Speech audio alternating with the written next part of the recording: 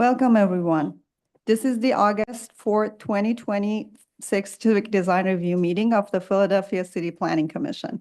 My name is Mina Monavarian with the Department of Planning and Development. This is a hybrid meeting with both in-person and remote participation options. For your information, this meeting is being recorded, and by participating in the meeting, you are giving your consent to be recorded.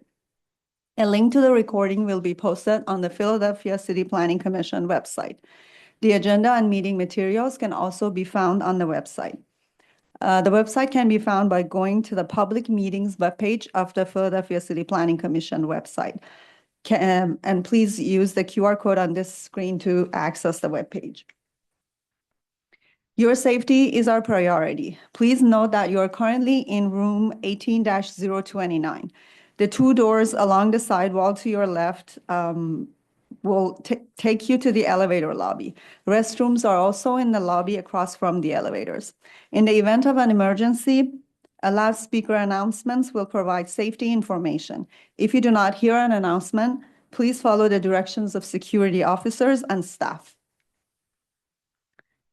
The Civic Design Review Committee is a subcommittee of the Philadelphia City Planning Commission and is charged with assessing the public design of the public realm of proposed building projects in Philadelphia and how they can impact their neighborhoods. CDR is an advisory process. However, applicants are encouraged to accept the results of the review and incorporate the committee's findings into their designs. The Civic Design Review Committee encourages and values participation during the meetings. Members of the public, you will have the opportunity to comment on agenda items during the meeting. Questions and comments will be heard during the public comment period, which will be open and closed by the CDR committee chairperson. Public comments should focus on design-related issues only. When addressing the committee, please speak clearly and identify yourself by name and, if applicable, affiliation.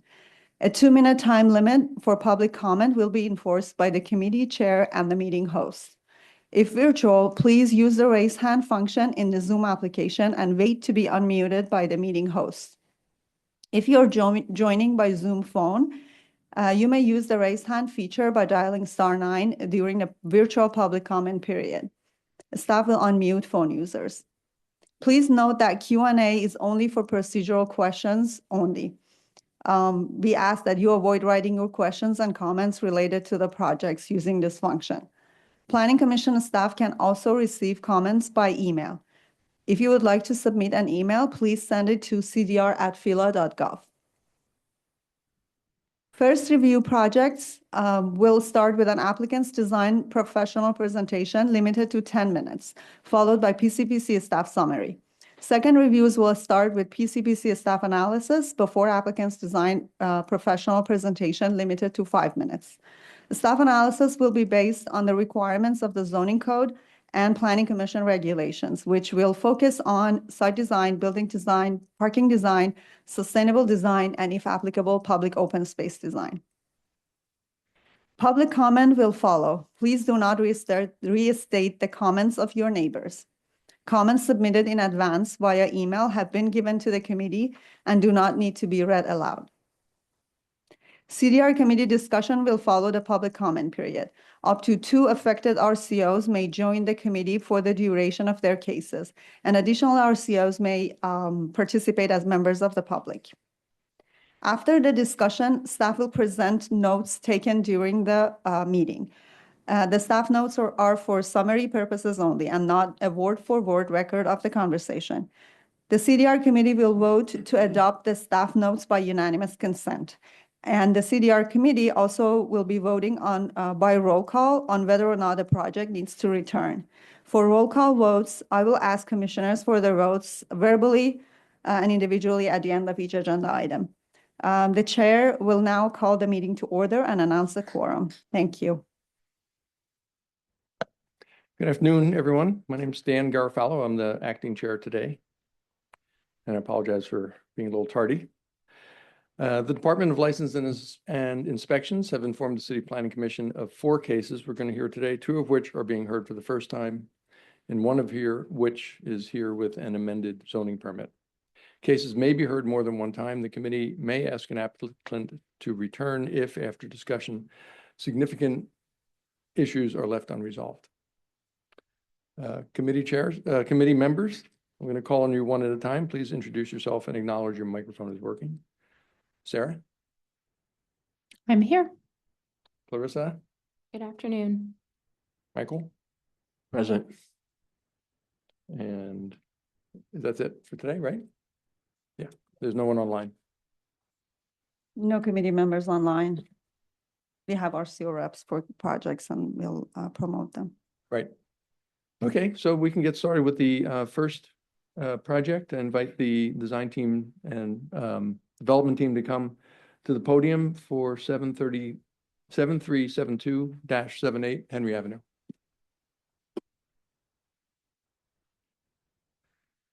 Hi, afternoon, everyone. Rustin Oler from Harmon Deutsch Oler Architecture, here to present 7372 Henry Avenue. So the project is seeking a zoning variance. I'll get to that why in a minute. We're proposing 40 single-family houses, which would be designed and developed as twins, so 20 sets of twins, as you can see in this image here. This is our site. You can see that we're surrounded by similar types of development. The newest development is immediately to the right of the site in this image, which is also a series of twins around a common cul-de-sac, which is very similar to what we're presenting here today. Part of the refusal and zoning variance is that we have a limited street frontage, so all the lots do not have the required. It's one site with multiple buildings instead of a subdivision. The site is zoned RSD3, residential single family attached. The site is just over 3 acres at 148,000 square feet. This is our zoning site plan, as you can see here. 20 sets of twins, 40 houses. Each house has an interior 2-car garage as well as 2-car visitor parking in front. Parking was something that the community stressed when we went through the process in our preliminary meetings with them and in our presentation with them. There's a central common cul-de-sac in the back, which would meet fire department, fire truck turning radius standards. And then the buildings on the front are turned so that they would face the side. So just a color cut through of that same plan. Landscaping plan, we are adding new street trees at the street. We are planting 62 new trees, including 20 new heritage trees and 2 existing heritage trees on the site to remain. The common drive aisle and sidewalks that we're creating would be private to the development. All our common utilities and stormwater would also run under that main thoroughfare. And then you can see this is the 2-car interior parking with 2 accessory visitor spaces in front of each home. There is public street parking on Henry Ave, even though we're not relying on it or plan on utilizing it. And then integrated landscaping down the entire drive since the homes are set back. Every house would have a private rear yard. Dimensionally, all the homes conform to all the required setbacks in the RSD3 district. Here's a street view of the primary front entrance to the site. Floor plans of the houses. There are no basements, so first floor with access to the rear yard. Site's irregular, so rear yard depth varies depending on the site. Each house would be 3 bedrooms and have access to a pilot house and roof deck. Elevations of a typical house. Site section as you cross through the common drive aisle, 8.5-foot sidewalks, 24-foot drive aisle, and an additional 18-foot setback to accommodate additional visitor parking in the front. Trees down the sidewalk and some oversized tree pits, and then site trees and landscaping in the front yards in addition to existing site trees in the rear. Material palette, so there's a brick water table and then a combination of cement board siding, both vertical and board and batten. Faux wood fence around the entire site and in between the houses to define the rear yards. Aerial view of the site, as you can see, rear yards vary. On the left, there's a lot of open space, so they get some very, very large rear yards. And then just the internal view of what the site looks like.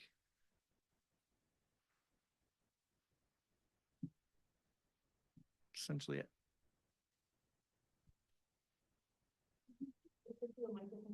Sure. Sorry about that. City planning comment?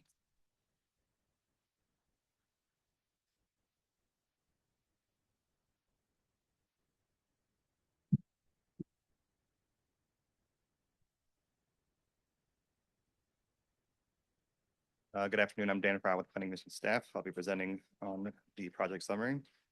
So it's about a 3.5 acre site that's zoned RSD 3. There's no bonuses being utilized, and they are going for a few zoning variances, one for multifamily, one for steep slope, which is the proposed earth moving, and then one for heritage tree removal. It's currently a vacant building on the site, and the proposed use is 40 dwelling units at about 75,000 square feet with 80 parking spaces, and there was a community meeting held on June 10th. So for site context, this is a suburban development located in Roxborough towards the edge of the city. It is located on the site of a vacant church, and is next to Walter B. Saul High School and across the street from Wissahickon Valley Park. Oh. The site is located along Henry Avenue, which is a pretty busy commuter road. There is a SEPTA bus Route 27, which runs along that with a stop right out front their front door. This is a pretty auto-centric area of the city. So the nearest intersection crossings here are between 800 and 1,000 feet away. That is at Wigard Ave and then Cinnaminson Ave. So we do recommend that the applicant team work with the streets department to see if there's a possibility for a future crossing somewhere in between. For site design, we asked the project team to consider a larger setback on Henry Ave and adding some more trees to that since it's a pretty busy corridor. We also asked considering adding some communal space to the center of the cul-de-sac, which would have to meet PWD standards. We also have to consider adding some communal spaces and playgrounds to the underused green spaces in the corners and the large open area that is planned south. You could connect these with some additional pedestrian paths, but this would also have to meet the city's landscaping requirements. So the number of parking spaces proposed here is pretty excessive at 80 parking spaces for 40 units. The parking spaces in their proposal does not include the cars shown on the driveway. So consider reducing parking spaces to accommodate room for an entrance at the front of the house and additional landscaping to make the front of the house a little more welcoming. We also asked to consider expanding the sidewalk to 9 feet to accommodate a 6-foot sidewalk and a 3-foot tree pit. So for building design, staff appreciates the addition of the roof decks. We do ask the project team to consider colors and materials that are more contextual to Philadelphia. We also asked them to consider bringing the brick up through the entire facade from the bottom and consider more transparent garage doors. For sustainable design, the applicant meets 6 out of 12 applicable metrics. We asked them to consider reducing hardscaping in parking areas and to provide solar panels on the roof. That concludes staff comments. Thank you. Are there, Before we move forward, we have Sarah Stevenson. Are they in the audience here? Because we don't see them online. And Ashley we have your name as the backup. Would you like to speak on behalf of Friends of Wissahickon? If you would like to, please raise your hand so we can promote you.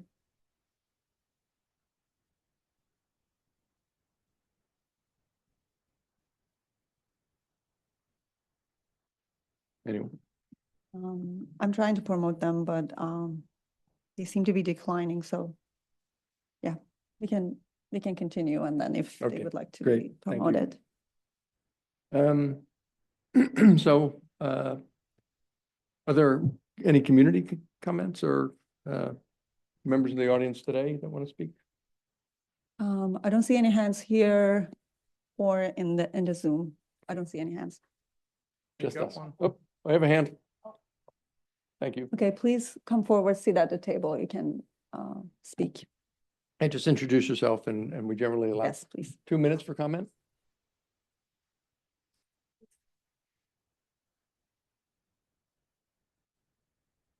Good morning. My name is Margarita Padin, and I just have a question. Do you have a union labor force?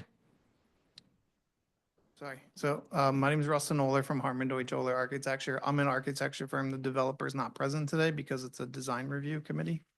So I can't answer that question. So you don't know at all? I do not. I'm not involved in the construction now. Okay, thank you. Thank you. Just a point of clarification. These are 40 units. Our reviews are generally 50 or more.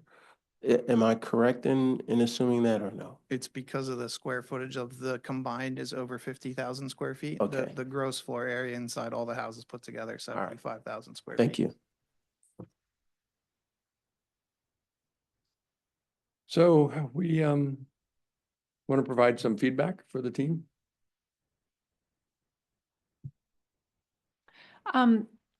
I would just reiterate a lot of the staff comments, which I generally think are great and spot on. I think my one reaction here, and knowing Henry Avenue and this specific location, is it is a quite a busy road. And the side of the adjacent houses just seems very close to that road. I would also say sort of the side of a house so close to the road, conversely, does not have a very welcoming frontage and edge. And so I would especially reiterate sort of the staff comment about a larger setback, additional trees. I think the addition of community spaces is a great idea. And I think generally there's just huge opportunity to expand the amount of impervious surface, if this is sort of in the Wissahickon watershed. That's an important consideration. If there is not, I believe, a lot of street parking along Henry, and so the opportunity to expand those tree pits and lengthen them along Henry and within the site itself, I think is a missed opportunity. But that's all I have. Thank you.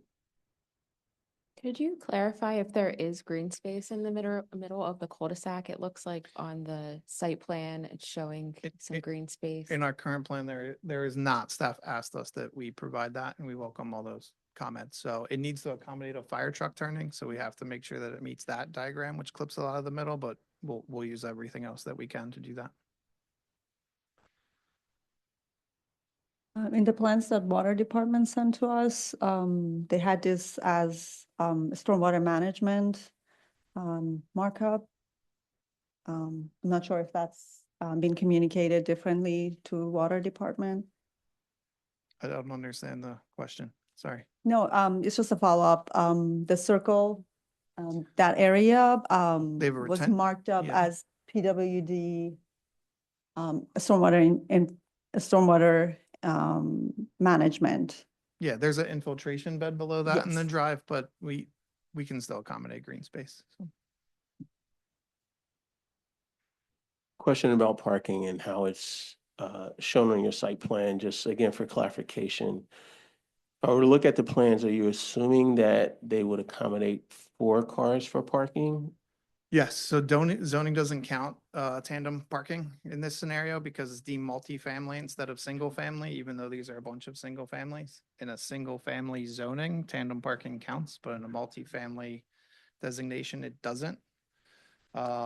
So the goal is that, and parking was a big concern from the community. They didn't think that this was enough parking, believe it or not.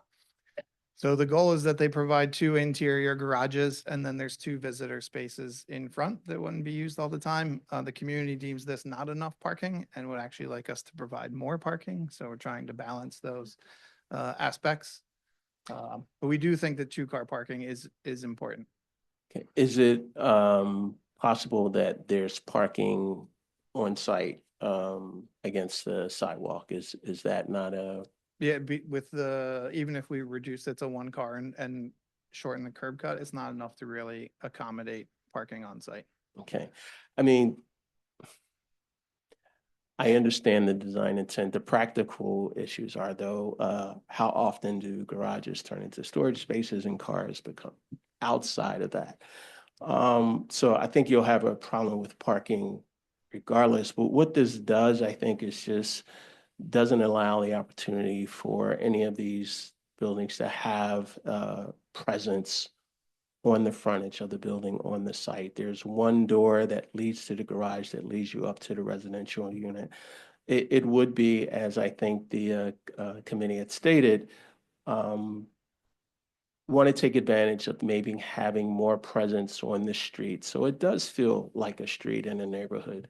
And although it may get into the issue of reducing parking, I think in terms of the public realm, it would be a bigger benefit. The green spaces too, I think when they're shown and if again you come before the review board, inform us and the public as to how those spaces are activated and not just green space that may have a tree or a bush there. And maybe even consider the site plan as it is designed, maybe giving some variety to this straight row of row homes and the generous rear yards. Maybe there's a trade-off there to give some variety to both the street front and allowing that public space to face the public area. Things that I think would just improve the feeling and sense of community for this site plan and this design. Yeah, the green space as shown is what city planning recommended based upon, but we can definitely incorporate that moving forward.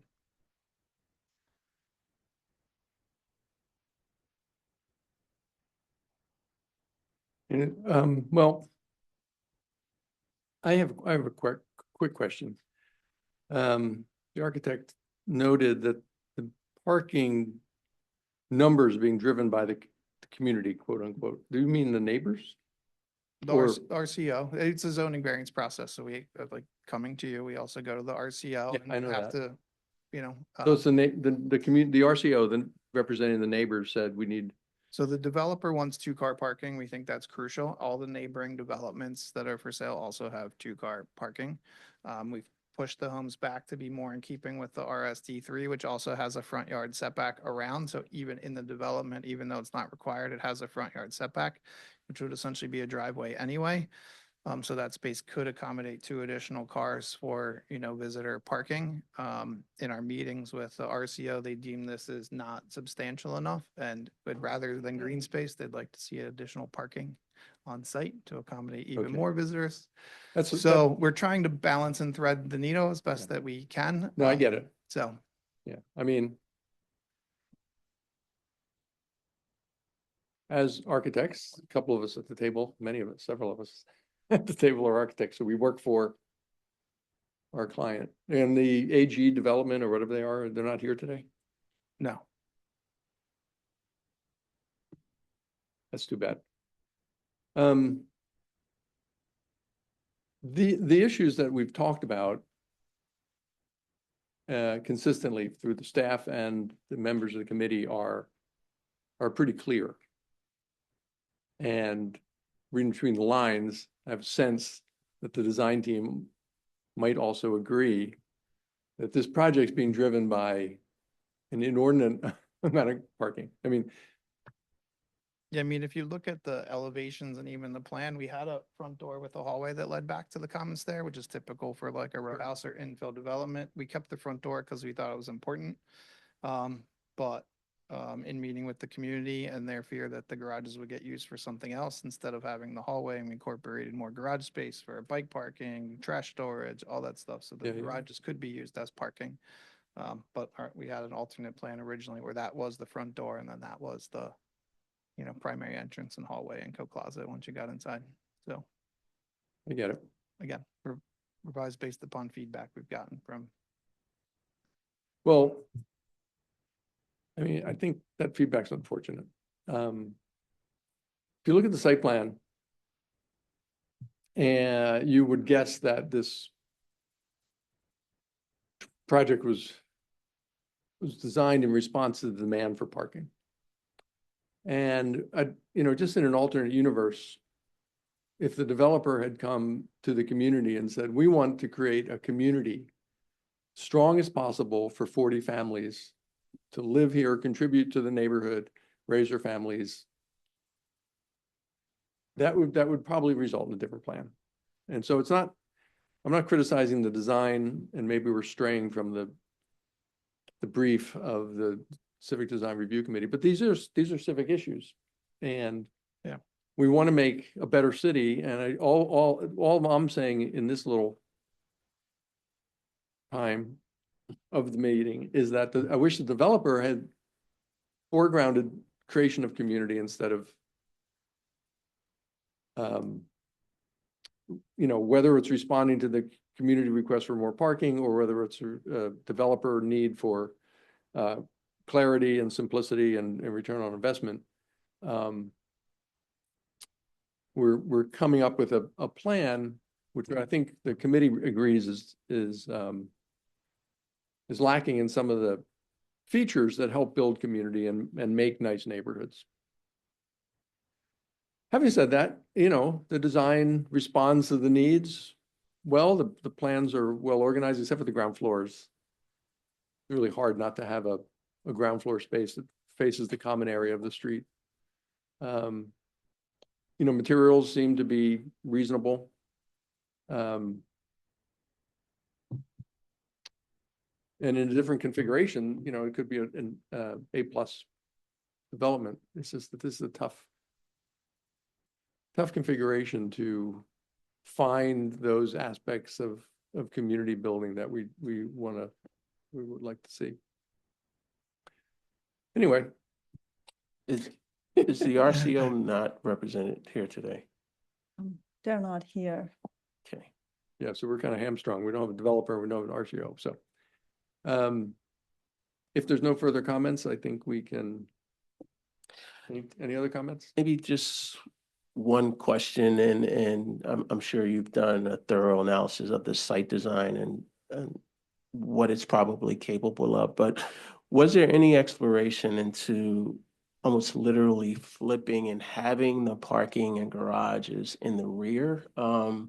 And maybe again, being able to create that sense of community. Is there enough room, or is there some gymnastics that might be able to happen to allow that? We had looked at that originally, and it can't accommodate it. There's too many choke points. Oh, and lastly, in terms of intersections and exit and entry onto the site, a very busy corridor. Are there any traffic issues or ways to mitigate the possibility of severe collisions coming in and out of that site? Sure. So the RCO had requested that we make sure in whatever way we possibly can, both with signage, notation, and physical obstruction, make this a right turn only coming out, right? So that's something we're going to work on in our technical streets application, as how we deal with the curb cut and entry and exit with curbing and landscaping without obstructing views. So part of the houses being set back, part of the trees being next to the drive aisles also being set back, is so that you get wide enough views, right? So we worked with our traffic engineer on that. In our technical streets application, we're looking at introducing essentially like curbing, so that when you come out, you can actually only go right. So nobody tries to actually cross Henry Ave, but so all things we're looking at, as city planning had said, this is a very suburban car-centric part of the city. So, and we understand that Henry is busy, and our nearest intersection is over, 2 city blocks away in either direction. So all any traffic calming measures and directional stuff will all be part of our technical streets review and application in the next final version before building permits.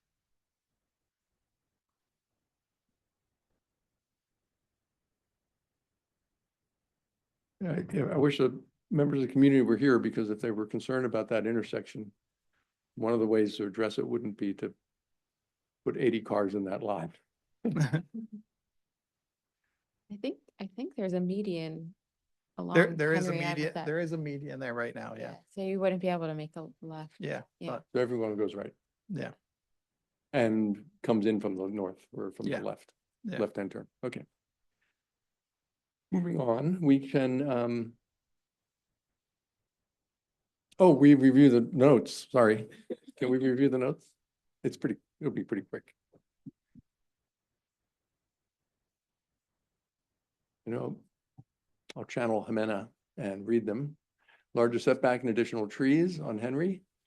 Reduce impervious surfaces, expand and extend tree pits. Buildings lack presence on the street. I assume that we're talking about Henry Avenue there. Reducing parking would be a big benefit. Consider variety to street frontage depths. I think that's Henry as well. Prioritize community spaces over parking and include staff comments. No, we appreciate all the comments and can Okay. definitely incorporate the majority of these as we move forward. So first we take a vote, voice vote on accepting the comments. Everyone in favor? Say aye. I, Aye. That's unanimous. And I'll turn it over to Mina to, well, no, first we need a motion on whether to accept this as the final CDR review, or if we think the development team should come back for a second bite of the apple. motion to continue.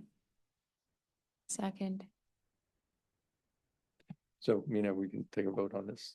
Okay, there's a motion to continue the civic design review process for 73, 72 through 78 Henry Avenue. Clarissa, you seconded the motion. Yes. Sarah, you made the motion. Michael, do you support the motion? Yes. And Dan, do you support the Yeah, motion? I'm making it unanimous. Thank you. Unanimous support for the motion. Okay. Motion carries. Thanks. Thank you. We'll see you again.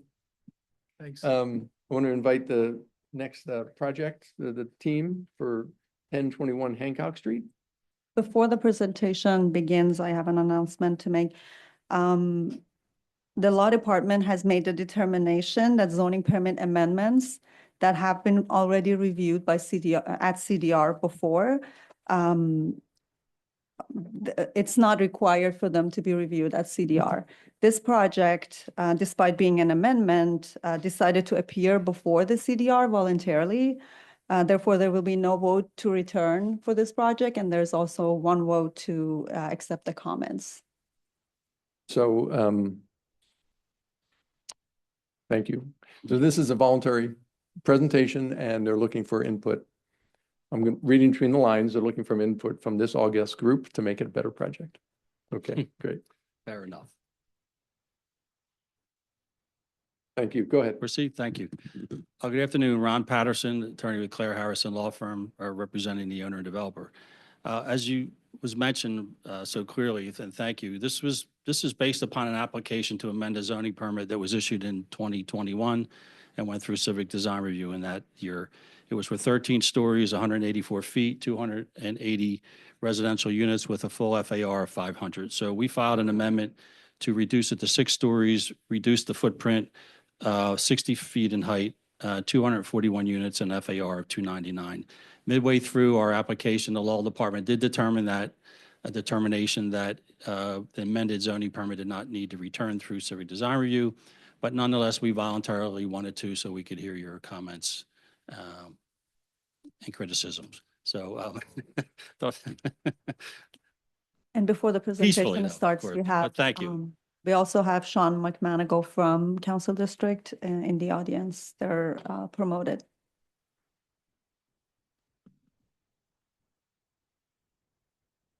You good? Okay. All right, again, Rustin Oler, Harmon Deutsch Oler Architecture, here to present 1021 North Hancock Street. So I'll just go through the presentation and welcome your feedback at the end. So the site here is at the bottom. It's labeled Mercado in blue. So essentially, this is an extension of Piazza development. And then it has all the surrounding neighboring buildings and amenities, which would be accessible to anybody that would essentially move into and live in this development. Here's an aerial of the same, essentially looking west. So you can see our site in the bottom left corner, fronting on Hancock and Germantown. Here you can see it oriented to the north and how it fits into the surrounding developments. Currently on site, there's an existing one-story building. As Ron had mentioned previously, this was zoned for a 13-story building with 280 units. The site is zoned CMX3. This was the original zoning. No, this is our new zoning orientation. Sorry, there's both in here. So essentially what we did is we mirrored the way the building was shaped. It's still a C-shaped building, except now it faces to the east, so it can pick up more sun. That's where our courtyard is. The primary entrance is in the top corner on the northeast side. Loading and everything and curb cuts from the prior presentations are the same. So this was the prior approval, so we're keeping the loading in the same position, flipping and mirroring the building so the courtyard's oriented to the east. This is a rendering of our building at the corner of Hancock and Germantown Avenue. This is our primary entrance to the building. Previously, there was a small commercial space which has been removed. So this is that's now all lobby space and amenity space, so that's activated. This was the prior rendering of the same corner. Here's our ground floor cut through plan, center courtyard, surrounded by street trees everywhere that we can accommodate them. Hancock Street is too narrow for trees. Loading is in the same position as before. There's no parking with this development or required. So internal bike parking, lobby at the corner on the top right of the screen, which is the northeast corner of the site. Same as previous designed. Landscaping plan, previous landscaping plan. Just a blow up of the ground floor cut through and then a blow up of the upper floors. No roof deck or rooftop amenities for our buildings. Here's our elevations, but I'll get to the renderings and material page. So primarily just all glass and brick is the majority of the building. Balconies at the radius corner, which would have black metal railings, black aluminum storefront windows throughout, ornate brick cornice detailing and banding. Street cut through elevations that you can see here. So Germantown Ave is on the left. So we'll do some oversized tree pits and 9-foot walking zone. There's a 13-foot sidewalk there. Recessed front entry, which is flush with grade for ADA accessibility. And then the right-hand side is further up Hancock Street. It's a 7-foot, 8-foot wide sidewalk. So it does not permit any street trees there, unfortunately. Reduced building height, so we're at zone 69 feet from the previous 184 feet. And you can see the building here in its context. In the bottom left side, you can see the brick C-shaped building, how it relates to everything around it.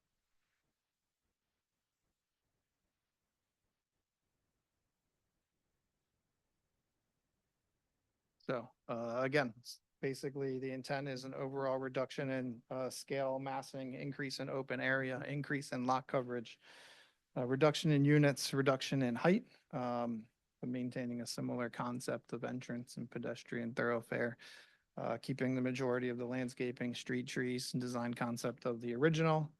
I think that's all I got. So here's a view of the courtyard view from the rear. Yeah, there's parking offsite. Yeah, so there's the garage immediately catty corner to this. But that's everything.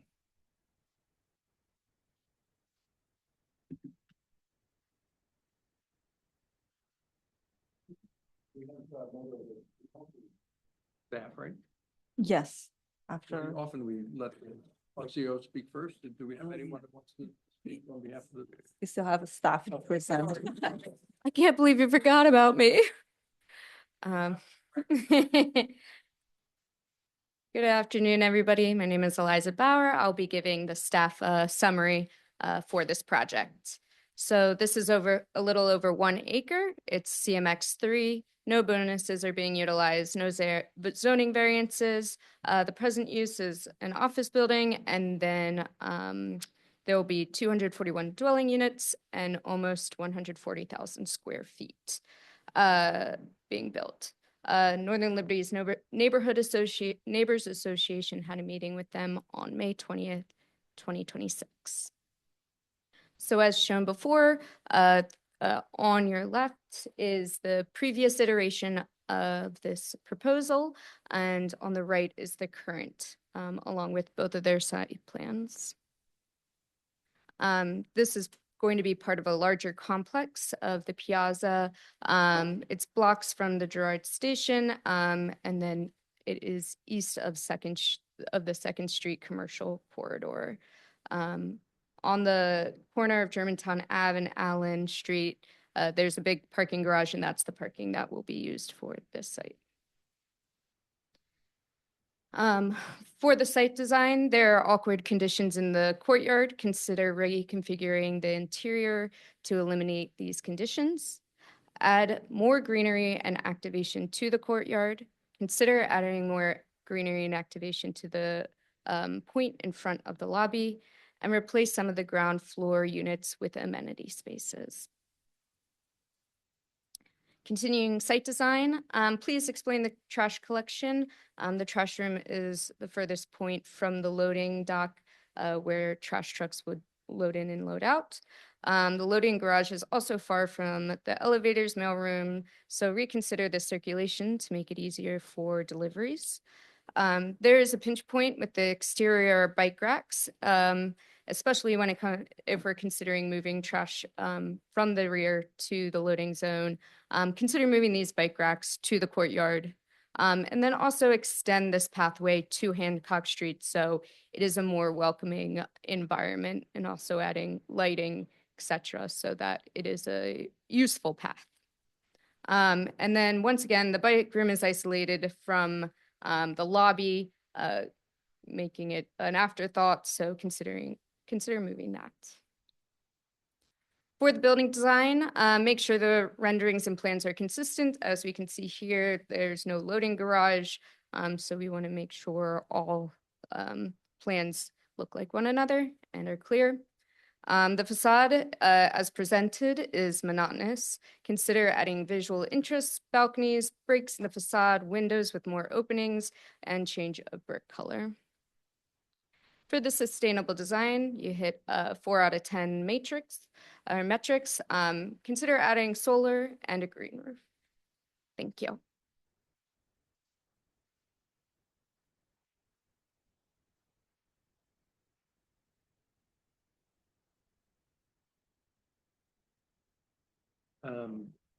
We have RCO. We have Sean McMonigal from the Council District Office promoted. Sean, would you like to speak now, or would you like to share comments?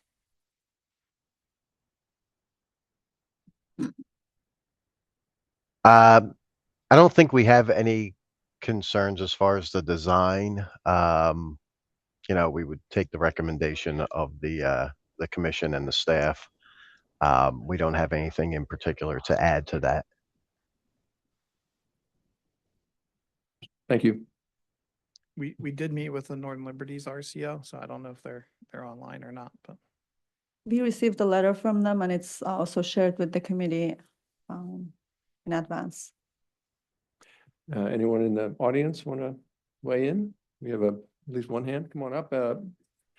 Generally have 2 minutes, and introduce yourself with your full name. My name is Garrett Hannigan, and I appreciate the opportunity to speak today.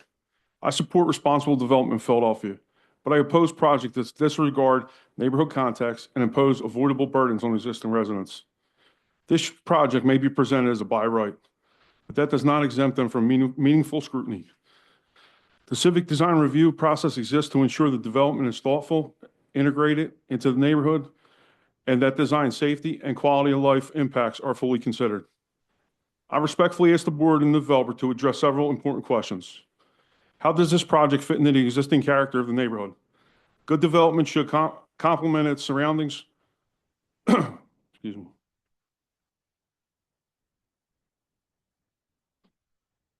Rather than overwhelm them.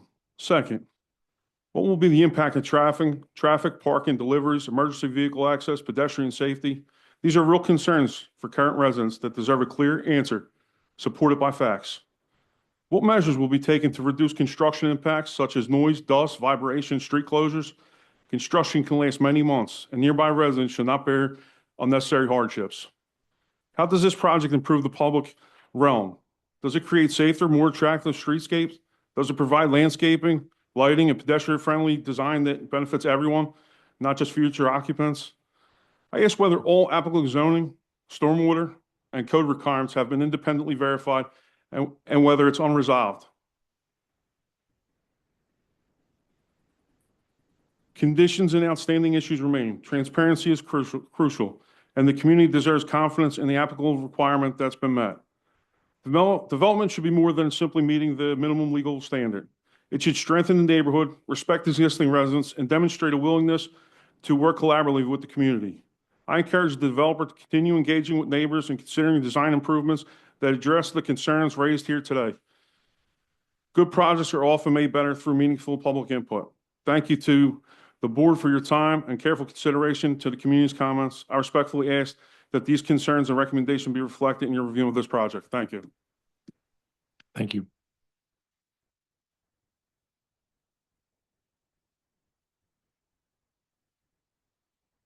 Anyone else?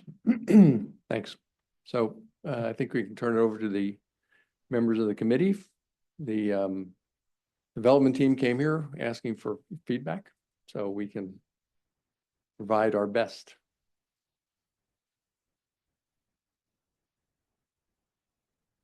I had a question about the orientation of the open space, which seems to be, apart from the height, well, there are a lot of changes, the height, the materials, but that in terms of the layout and the configuration, pretty significant. Instead of opening onto Hancock, it's now opening onto Newmarket.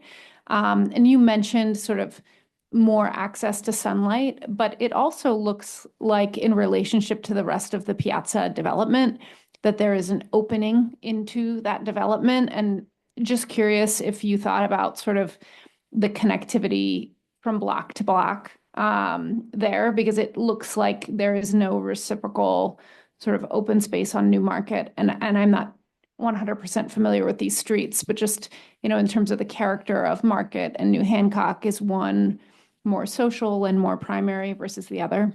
Yeah, so if you go down Hancock right now here, it's pretty sparse. It's not actively used. It serves kind of like the back of the piazza right now. Mhm. So the orientation was specifically requested by the development team based upon all their other buildings that they own in Got the it. area and how they thought the site would be used. Thanks. So this, same developer as the previous project? Yeah. And reduce units as well? Yeah. And you came before us just for a review? That's We- pretty, We appreciate your feedback. We generous. think it makes all of our projects better. So that is, yeah, so kudos to that. I agree with one of the comments that the review what it had made, and that's kind of like the monotony of the facade. Particularly, I'll just say the long elevation. I can't see what street it's on. the longest one is on Hancock. Yeah, Hancock. So, and I think one of the easier remedies, as we have mentioned in some earlier reviews, is to possibly have some balconies or a sense of a break in the rhythm that's back along more. that street. And given the development that's been in the area for some years, there seems to be a mix of kind of like this industrial style as well as the contemporary. Yeah. So I would not be, I think maybe adding more glass, maybe spandrel or something to maybe make that mix a little more apparent of what's going on in the context of the neighborhood might add a little bit of character to this facade and also take away from the monotony of the rhythm that's there now. So some balcony openings possibly, or change in material, maybe even change in the depth along that side, and still being able to keep the units as they are for the most part, I think would add to the impression with this building. I also wonder if and it's always a tricky corner where you get to this apex where you have the lobby. And I wonder instead of, and forgive me if maybe I'm playing a little bit of designer here. It's okay. The arc brick kind of balcony might change to metal and be more orthogonal than round to maybe get more space for the deck. And also, again, to add a little bit more character or difference in play and material at that corner. And I think that might even maybe become a feature that it's pronounced at that point. So a change in material and maybe a change of the geometry that's there as well. Another thing that was mentioned, the lobby and the pinch points, particularly the stair that's right off the lobby. I do think, again, any of these interior courtyard spaces for many of the designs need to have a sense of activation, whether it's benches or a series of trees that make spaces or something that indicates this is the activity that can or maybe even dictate will happen, but also providing a link from the lobby directly to that Some area. better access to the courtyard. Yeah. Yeah. And you know, again, I know the geometries here are challenging, but could you sacrifice, you know, a unit and replace it where the bike room is and all the other amenities maybe on that side to provide an opening, still keep the number of units, but just massage it a bit where that link to the courtyard from the lobby could happen. Okay. And you may even be able to gain some exterior space on the street. The lobby seems pretty generous. And I'm wondering if some of that can start to introduce an entry that allows the sidewalk to come into the building a bit. And yeah, I'm gonna put my pencil down now, but just those are some of the things that I think could improve both, again, on the public realm and just the street facade and breaking that facade up a little bit. I'll welcome feedback. I agree with that, Michael, and I agree with, you know, staff's good comments about sort of some of the logistics of the bike racks and the trash collection. Just want to reiterate that. But I think, you know, there is an opportunity to think about sort of connectivity through the public spaces, including the lobby, through the entire lot, which really improves sort of the neighborhood and even not only that connection, physical connection, but just visibility. If you're standing on the corner and could kind of see through like one little glimpse to New Market Street, that could be a huge, huge benefit, I think. There may be a discrepancy between the renderings and the elevation, because I think one of my critiques of the facade is less about the monotony. And I think it kind of solid materials, like that's fine. It like kind of, I don't share that comment with Michael, but it does seem like the first floor feels short and squat compared to a lot of the other floors in the rendering. However, the elevation, it looks like that first floor height is a lot more significant. So just a question there for you. Is this rendering inaccurate? Because it looks like in the section elevation, that first floor is a lot taller and higher. And I think that is that would be, if that is the true depiction of the building and the height, I think that is better than what the rendering shows. And I think just the more glass on the first floor actually breaks up what we perceive as monotony in the rendering as opposed to the elevation. So I think having the taller, glassier windows on the first floor is a good thing. So the elevations are accurate. Yeah. And then so the first floor is about 5 feet taller than the upper floors. Yeah. So there is an additional row of glass in the first floors that got introduced just with site grading than what is in the renderings, which were produced earlier for our RCO meeting. Yeah. So that's good. And I would also say, you know, if you look at the site plan, the sidewalk width along, not New Market, but the other one in the plan, Hancock is narrower than New Market. So where you've got sort of the bigger, taller longer facade, you've got the skinnier sidewalk, Yeah. which, you know, if you're prioritizing one street or another, I might give a little bit more space for just pedestrian scale and comfort, more room for trees, because I think another way to break down maybe perceived monotony is just by having a more varied street planting, benches, other sort of site furniture amenities. So I would say maybe encourage you to look at, you know, opportunities for that along the long street, because you do have a long facade with no doors, no openings, but there could be places to sit, shade, you know, a different rhythm of planting something on the sidewalk there.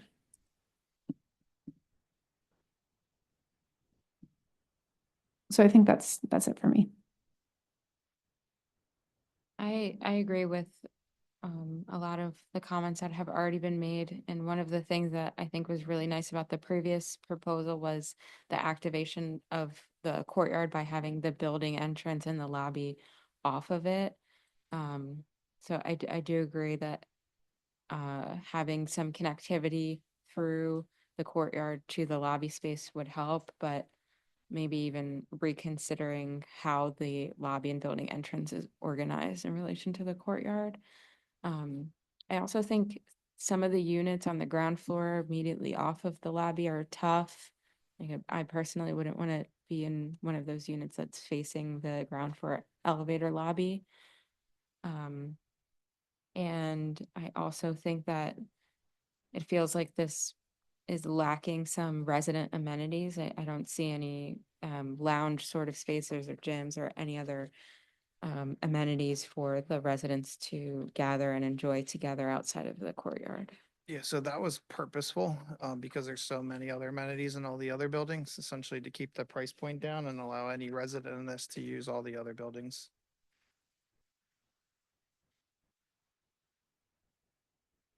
And there were updated renderings and package that we submitted that match those elevations. I don't know why it's not up there, but everything I have is different. So. Yeah, I agree with the comments that have been shared. I'm of mixed mind about the quote unquote monotony, you know. I mean, it's just the industrial sash windows. You can have like a herringbone suit. Yeah. That's pretty, you can get it from Boyd's and, you know, spend $2,500, you look great, and you get it a cheap suit store. So a lot of it comes down to the architectural detailing and the actual materials, the actual window frames, all that sort of stuff. But one thing that really changes the experience of living in an apartment is a balcony. Gives you that outdoor space, you know, and it really is a huge amenity. So I wish maybe at certain units or certain parts of the building, you can either put a balcony or a Juliet balcony or a loggia, you know, with a recessed wall. It really give you a little variety, but also a change of experience. Now, it seems like most of these are studios with some It's one bedroom. majority studios and ones, yeah. So it's a little tough to carve out space in a studio because they're already really small. But anyway, you came for advice. There's some advice. The other advice would be on the courtyard. I think I love the big tree, right? Visual interest, 4 seasons. And other people have talked about the courtyard. It's kind of serving to provide light and air and egress from the fire stairs. You know, we talked about units that are right off the lobby being maybe less desirable. I'm not sure. I think there's a way to make the courtyard units more desirable by engaging with the courtyard in some sort of way, whether there's an awning or a little wrought iron fence, a little private space, or even some other sort of architectural clue that if you wander into the courtyard, you shouldn't go right up to the window and press your nose on it and look inside, you know.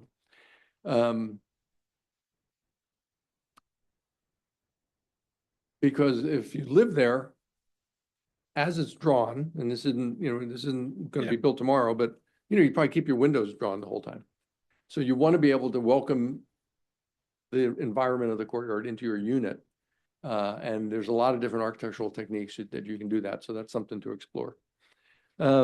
Staff also mentioned the south side walkway, which is kind of 3/4 complete. And, this is a vibrant area, part of town. People are walking around there at night.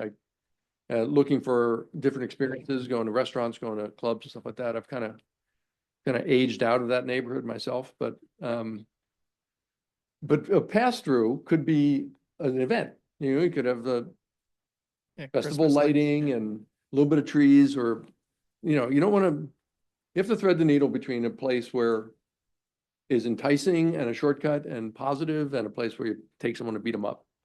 So, but I think it's possible in this scale and in this neighborhood. It could be a real amenity. Right now, it's not there yet because it's truncated.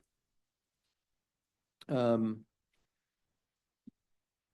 think you can drill down on the environmental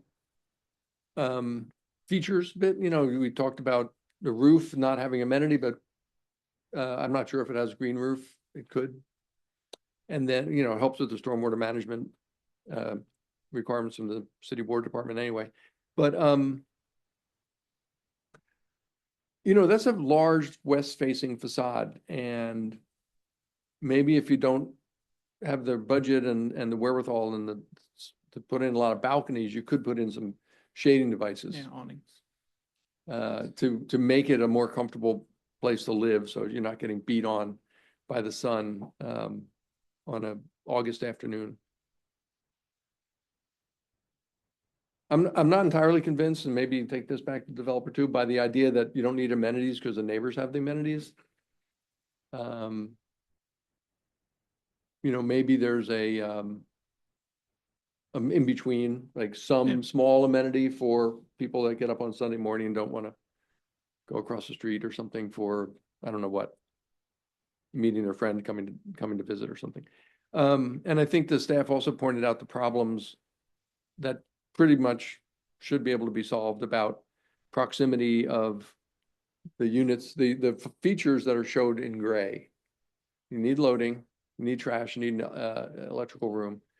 But you don't want to drag the trash all the way down that public walkway and, have the oozing and the stains and the noise that comes of moving toters or small dumpsters around. So if there's a way to integrate that into the loading feature or put it adjacent to the loading feature, it's going to make, trash day quieter for the residents that live upstairs and preserve some of the positive public amenity features that walkway could have.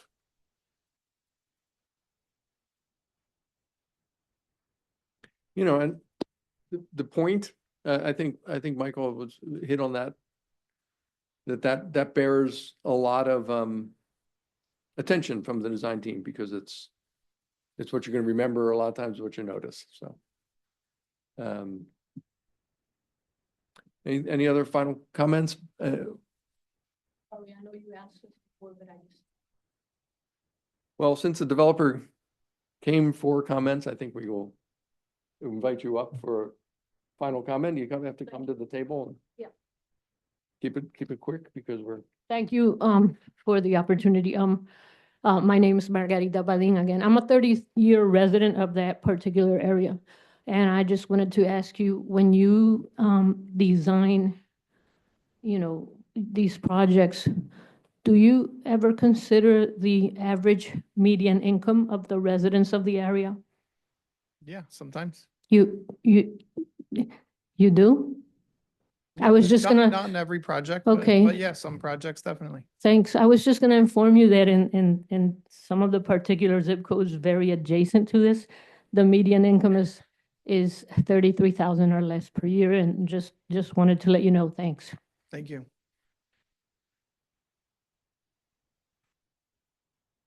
I think we should review the comments at this point.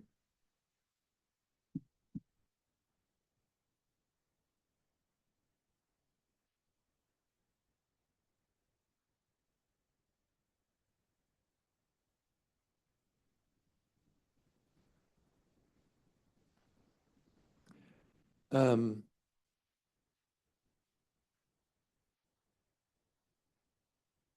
Rather than read through them, does anyone have any, I think we'll take a minute to read them, but if anyone has any comments about what they said or what was noted.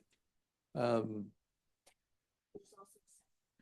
a second page, okay, I think we do want to note, maybe we can include the comments from the community about continued engagement with the neighbors and the group that represents the neighbors.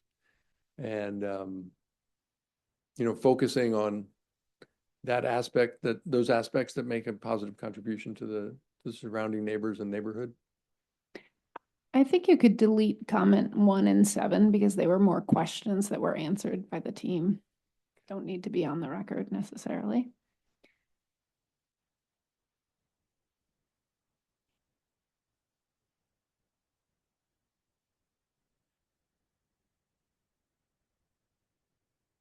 Now, maybe delete 6, are you still working on it? Yes, that's what it was 7, but yes, now it's 6. So I would suggest that we got that answer. We don't need to put that on the record. Yeah, maybe.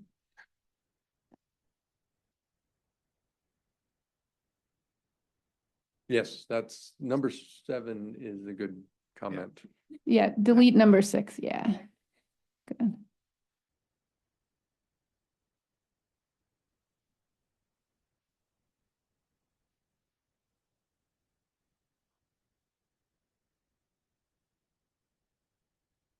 Maybe we look at the other page.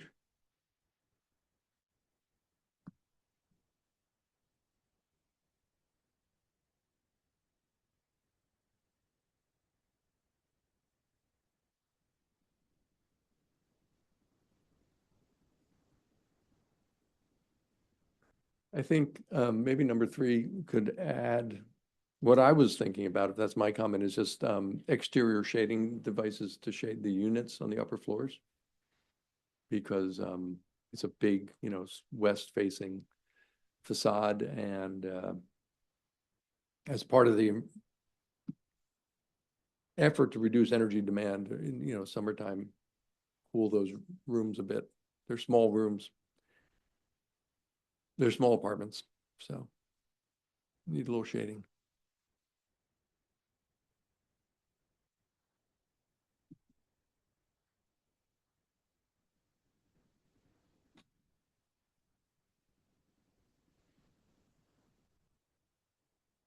So do we all agree? All agree with the comments, say aye. Aye. So we don't have a vote to make on hearing it again, but now that we've gone through the process, we will ask the architect to make sure the developer pays attention. Yeah, no, we appreciate the feedback. Thank you guys very much. Thank you.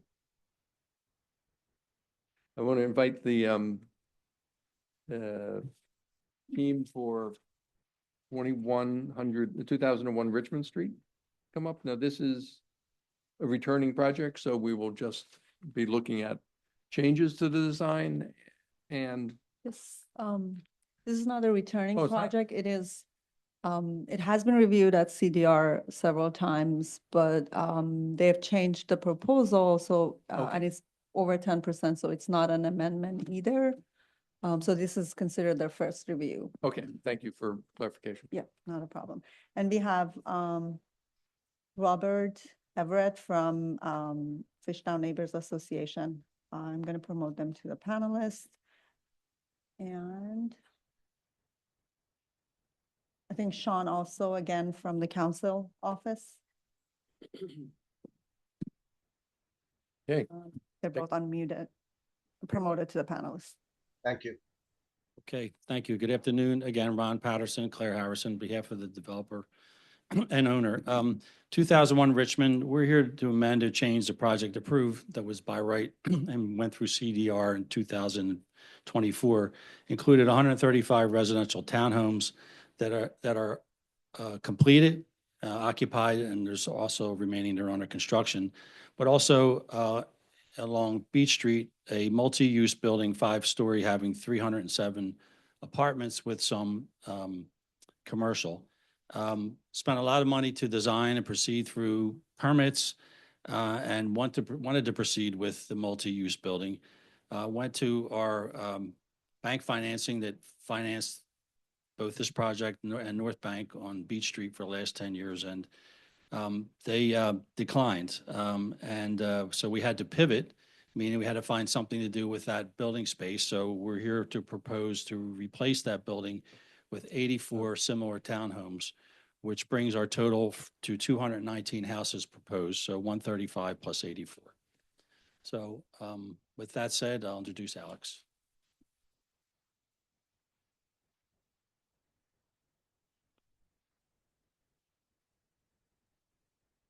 Do I advance? Um, The Yeah.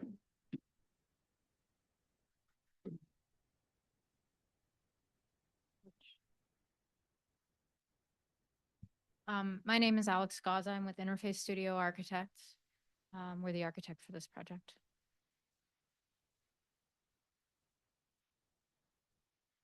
Oh, sorry, it got pushed in.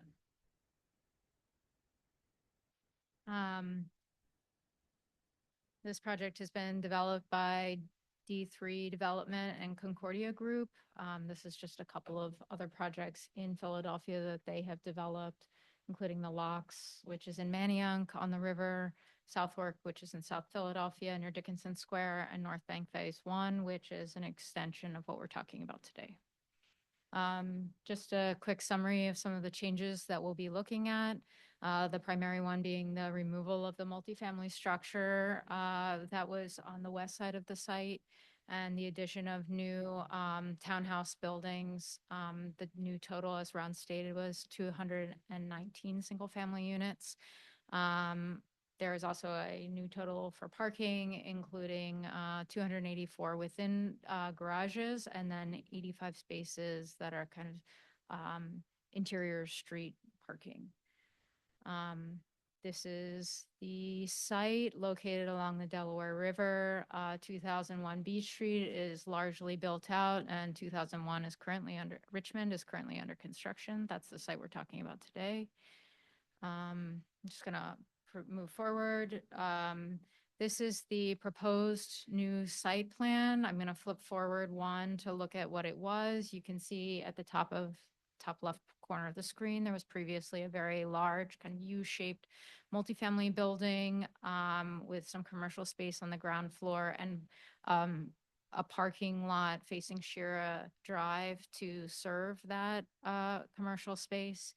In the new proposed plan, the building's replaced with townhomes, and Shira Drive now kind of has a more standard Philadelphia street presence with row houses and stoops along it. The kind of language of these interior green fingers, which the houses all front, also kind of extend further into this part of the site now.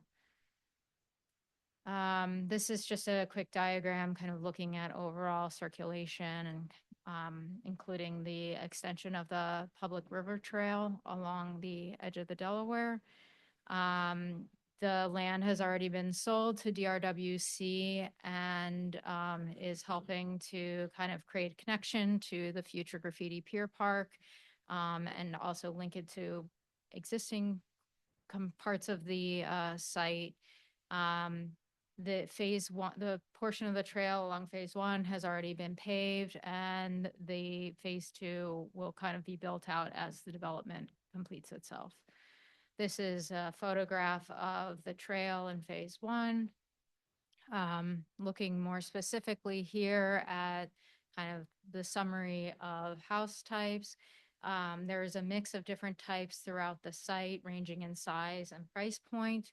And in thinking about replacing the multifamily building, which was going to be primarily rentals, the houses that are being put in that area of the site are the type A, which is in pink, and type H, which is red. Those are the smallest footprint and lowest price point on the site. Again, the new parking ratio for the project is 1.7 to 1. It has gone up from 1.2 to 1 when we had the multifamily building. The ground floor of this building was primarily parking and commercial space. This is something we've talked about previously, but just the way there's a pretty significant network of stormwater basins throughout the site. Many of these have already been constructed. It's kind of guiding the location of the proposed homes. And looking from the street level, this is the new rendering of the corner of Shira and Richmond. Again, houses facing the street will be clad in brick primarily, and then the street kind of curves away from the site itself. So along the edge of the property line, that's being kind of lifted and reinforced with these concrete planters, which is a similar language that we are using along Beach Street for North Bank Phase 1. Here is more of an aerial view of that, so you can kind of see the extension of these green fingers, kind of the way that the site can be accessed from this corner seating node, and there's an additional seating node located kind of centrally in this image along Richmond Street. Just to kind of, this is something that the the FNA neighborhood had requested. So looking more of just the elevation of the homes along Shira. You can see here, because of the way the site and stormwater is being managed, the grade is being raised above the floodplain level. All of the drainage is being treated to the interior of the site. So these taller stoops are helping to mitigate that grade change and, you know, kind of create a little bit of a raised edge along this street face. This is an updated landscape plan calling out some of the seating node and the entrance plaza right along Richmond and Shira corner. We've got street trees lining Shira as we come down towards the entrance of the development. And you can also see on the left side of the image the kind of larger public park areas in these kind of the kind of termination of these green fingers remain unchanged, and the houses, the buildings around them have largely been built. So these areas are kind of being developed as previously planned. This includes an accessible entry point down to the waterfront trail, which I guess if I can use the mouse, you can kind of see through here. That's more or less the summary of the changes, so I can stop there.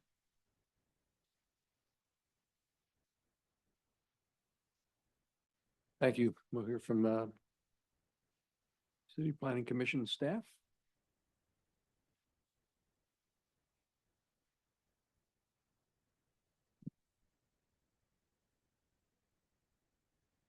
Good afternoon. This is Henry Felsman with Planning Commission staff. Site area is 15 acres just for phase 2. This portion being reviewed today is closer to 3 acres, something like that. Existing zoning is CMX3. It's by right, no bonuses, no variances. Present use, this portion is vacant, cleared for construction. Proposed use for phase 2 as a whole is 555,000 total square feet and 219 dwelling units. 84 of those units are in the portion under the current review, and 135 of those units are in the area phase 2 under construction.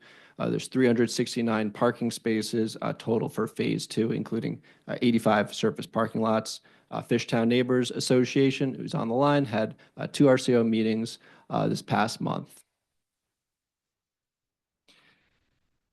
So for site context, this is the 8th time this overall project has come to CDR since phase 1 was first reviewed and completed upon that first review in July 2019.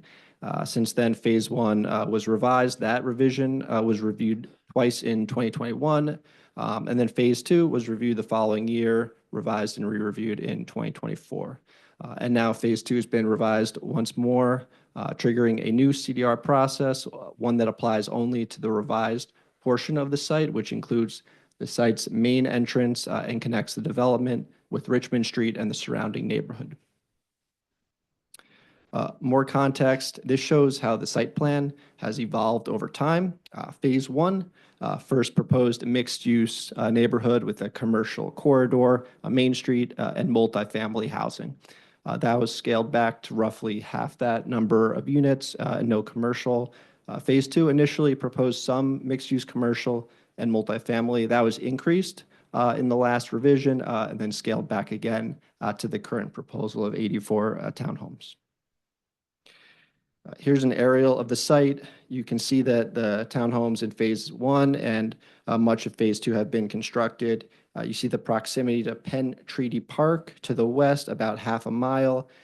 Graffiti Pier at the northeast end of phase 1, which is accessed from the corner of Beach Street and Cumberland Street. There's not much commercial on this side of I-95, though there's a Fishtown Crossing in the upper right there on the other side of the highway. And then to walk to the commercial center of Fishtown, you'd likely cross under 95 at Burke Street, and then that would eventually connect with Girard Avenue. For transit access, both the 43 bus and the G trolley stop, they stop nearby. Both are crosstown routes, the 43 continuing west along Spring Garden and the G along Girard. So staff does have concerns about the loss of the previously proposed commercial and communal spaces for such a large development. It's unfortunate what Ron pointed out at the beginning of the presentation. And as a result, the project, as it's been revised, feels like a missed opportunity to create a walkable mixed-use neighborhood. So staff can only encourage, commercial spaces that would reduce the reliance on driving, and indoor amenity spaces to foster community among residents, and outdoor amenity spaces as well, a playground, sports courts, something.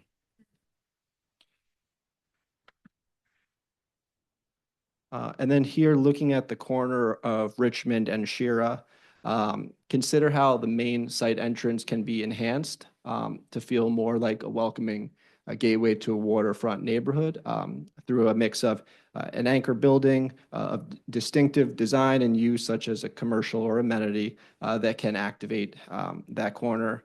We do acknowledge the revision since the last review that there was a parking lot along Shira Drive. Now those homes are on the street, which is an improvement.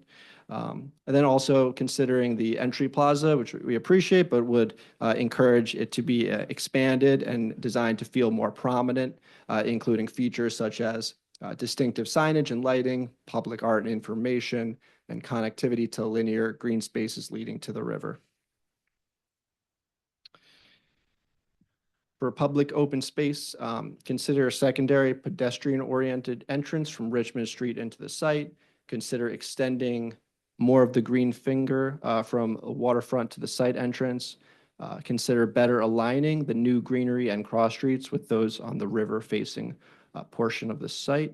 And consider enhancing the green finger to feel more like linear park. Essentially, consider how the green space network of the overall site could include a direct linear park-like connection from Richmond Street to the river.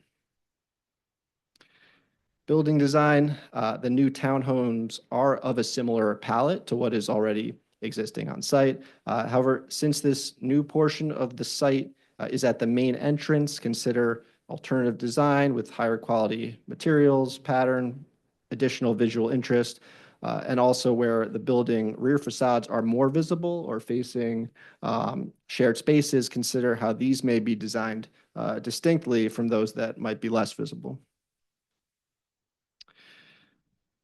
So noting the parking ratio of 1.7, each unit has a garage, in some cases elsewhere in phase 2, though not in this portion, a 2-car garage, plus any additional street parking that would also be available for visitors and residents. So given that, just consider how a small reduction of this surface parking, of the 85 spaces in particular, could create significant opportunities for added amenities, such as been mentioned before, a playground, sports courts, commercial space, community room. For sustainable design, the project meets 6 of 12 metrics. I'll just talk a little bit about reduced parking footprint and rainwater management, which are very interrelated. As a reminder, the overall site was mostly green volunteer vegetation that's now been paved over. So staff has concerns about the overall amount of impervious surface added to such a large waterfront area and would strongly encourage just continued exploration of incorporating as much new green space as possible, both for the current phase and as the overall site develops over time.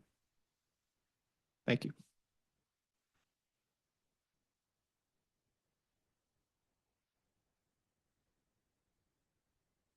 Thank you. Do we want to hear from the RCO representatives or council representatives? We have Bob in the audience. Oh. Bob, would you like to speak? And Sean as well from council office. We have them online or we have them? They're I'm here. I'm here as well. Please go first. Oh, thanks, Sean. Good to see you, or not see you. Really not much to add other than what your staff already, mentioned some of the concerns. At our public meetings with the three HOA presidents and their members, basically I outlined it in our letter. So I won't rehash that. You already saw it. They'd like maybe some more two-car garages, which would take probably the parking spots off the street, which would tie into your green space idea. The berm or the entrance at Sherrod Drive in Richmond maybe being bigger or more distinct as a entrance into the community. There was a mention of Beach Street south of Sherrod Drive. The slide that's on there now, it would be going to the left towards Dyott Street, the far end of the project being a little bit wider. There were concerns about turning radiuses perhaps coming out of the side streets. Then there was discussion about parking, but they had worked with the city to get more parking on Sherrod Drive itself and hopefully Dyott Street, which would be in addition to the 85 that are on the slide, I believe. So other than that, anything else they would have to go through parking authority, perhaps for on-street permits and the like. I'm done.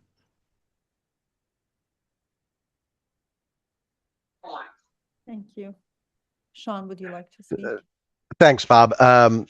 Not to offer any critique of the proposal, just to agree with Bob at FNA and the commission and the staff as far as their recommendations. We don't have anything further to add. Thank you. Appreciate your input from you both. So I want to open up to the, is there any members of the community? Oh, there are. We Okay, do, good. yeah. I don't know if anyone here would like to speak. I don't see. Yes, please, come to the table. You can introduce yourself again, just for the record. Thanks. Yeah, my name's Margarita Badin. I'm a resident of the area, and my concern is when these projects get designed, the residents are not considered because we can't live in these places. It's not affordable for us, and neither are we employed on these projects. Thank you. Thanks for your input. Thank you. And we have one hand raised. Keith Mui, you can unmute. Please take your name for the record. Hi, can everyone hear me okay? Yes. Hi, yes, this is Keith Moy. I'm the current HOA representative for this phase 2 that's being proposed, adjacent to the phase 2 proposal that's being changed.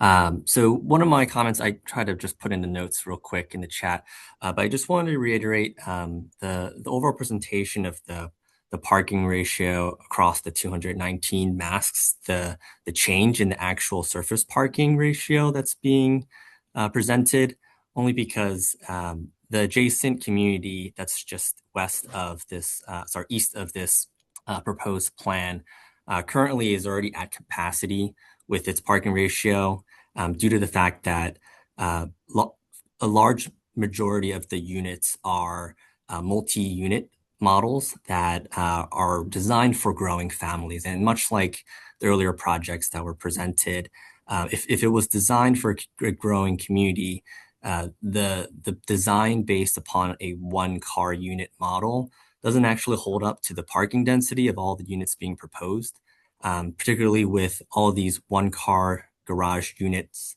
being proposed for 84 new units, only adds to the parking density issue that was never resolved, even in the greater phase one part of the plan. As you heard, it's been through this plan 8 different times.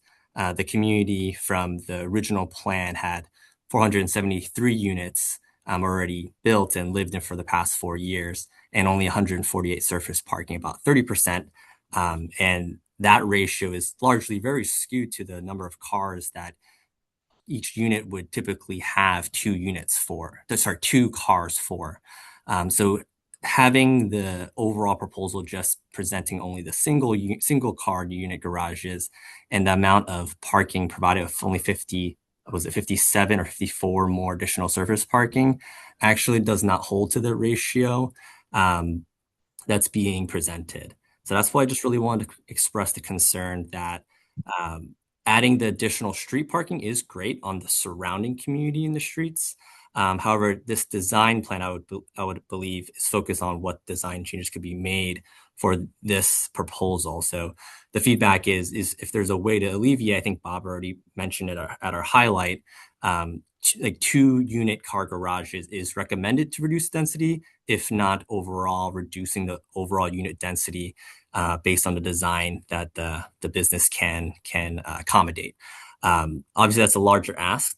But I just want to reiterate that the parking ratio being changed from the multi-dwelling unit previously had excessive garage parking. So that number seemingly increasing for surface parking doesn't really present a way to address the density that 84 more units, homes that would provide, excess vehicles back onto the street. So I just wanted to just present that skew. That parking density is a big issue already in this community, and the fact that this whole community is disconnected from local transportation. You would have to walk at least 10 to 15 minutes to the closest bus stop, or 20 minutes to the closest subway stop, all the way into Fishtown. So for a community that's been sold to, primarily a demographic that wants to be, close to the city but outside of the city, is largely coming in with more than one vehicle. So having a design plan for 1-car unit and not enough surface parking is just a design problem. And that doesn't create safety on the roads, especially with the south end of Beach Street there of the proposal is a very narrow street. And that's kind of in the letter that Bob submitted. It's a very narrow main entranceway with overcrowding of units being proposed without any setback for landscaping buffer as well. So there's just a lot of issue with density for all the number of units being presented in the proposal. So I'll just leave it at that as my Thank you. feedback. No, thanks. Yeah. We appreciate the comment. We have another hand raised. Nishi G. Please take your name for the record and voice your comment. Hello, this is Nishil. I'm also one of the HOA representative at North Bank. I would like to thank the committee. I completely echo the point that Keith brought up, and what's like shown in paper that there is like enough parking. The reality is completely different. Like all the residents are like having difficulty parking and stuff. And one of the main point that I wanted to bring up was like on the paper at page number 104, it is mentioned that these spaces are public spaces, which are mentioned during the CDR and CRO review meetings. But it is communicated to the neighbors that those are private spaces and it is only for the residents living in the North Bank. I wanted the builder to throw a light on that one. Like, why is this such a discrepancy here? Thank you. Appreciate the comment. Thank you. We have no more hands raised at this time. Okay, thank you.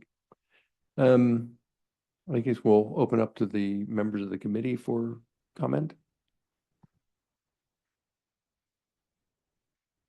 I do think hearing some of the comments from the community and some of the issues raised by our review committee, there's an opportunity here because this development has, been finished for 4 years, and you start to kind of see what the culture of that community is, how they live, work, and play, that some of those issues should have been incorporated into how you design this space. And I think some of them were ignored or taken for granted because there's the opportunity to address those, like parking. What is the public space like? I've been on that site quite a few times, and yet the green spaces are very attractive and they add to the quality of the space. But are they public spaces? They don't act like those.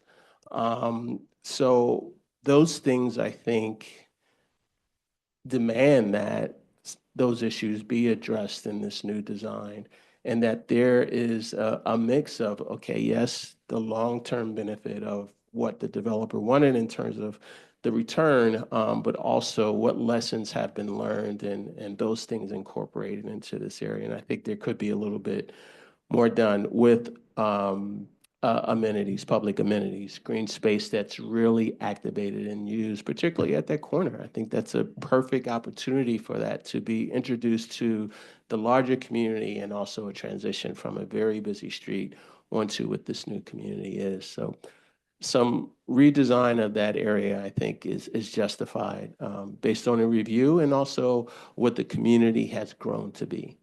So. Can you clarify which corner you were speaking of? Richmond and Shira. I mean, I think through the CDR process, just to state this, even though it's not really the focus of today's conversation, through conversations with planning, we did expand significantly the green spaces right along the public trail. And there are public access points looking down here, this large expansion. Previously, houses kind of lined the edge. And, this is an area that the public is invited into, as is this zone up here. So, these are kind of terminus moments for the public points down into the rivers. So just to clarify those moments as well, in terms of this project being something that kind of has this edge of publicness to something that sits between public and private. I hear you.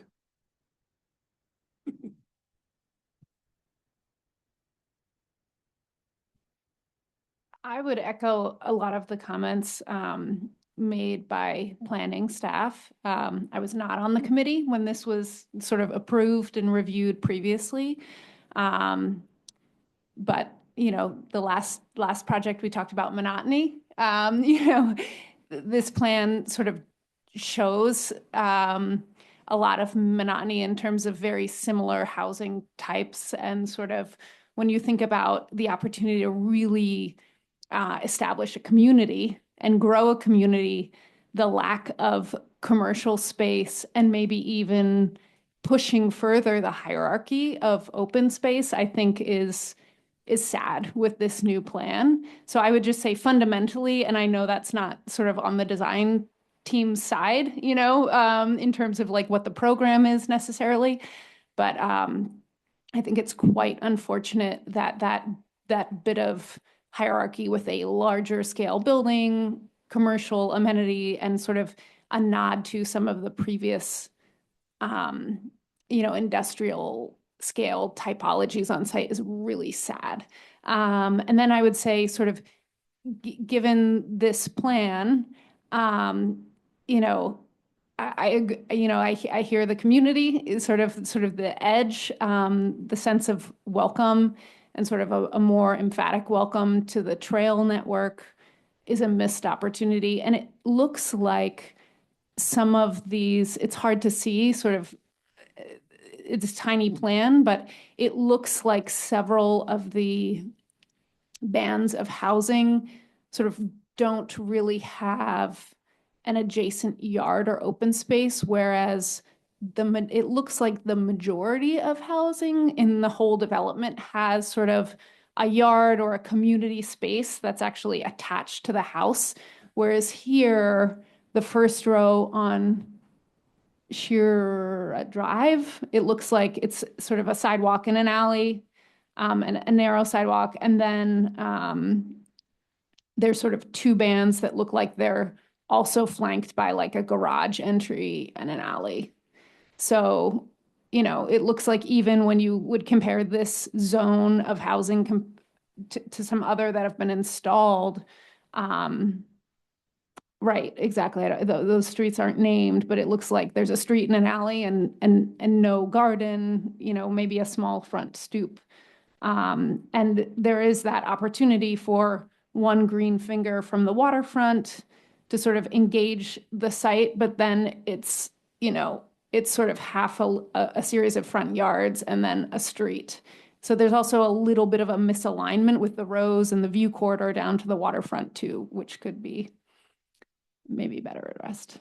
But it looks like, you know, there's a drive to really maximize the number of units above every other consideration here, which is too bad.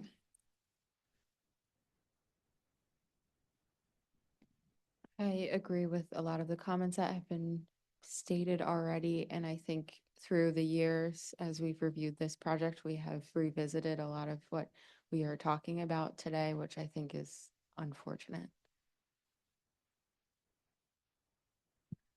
Yeah, it's interesting. I think we have to take at face value what the initial presentation was.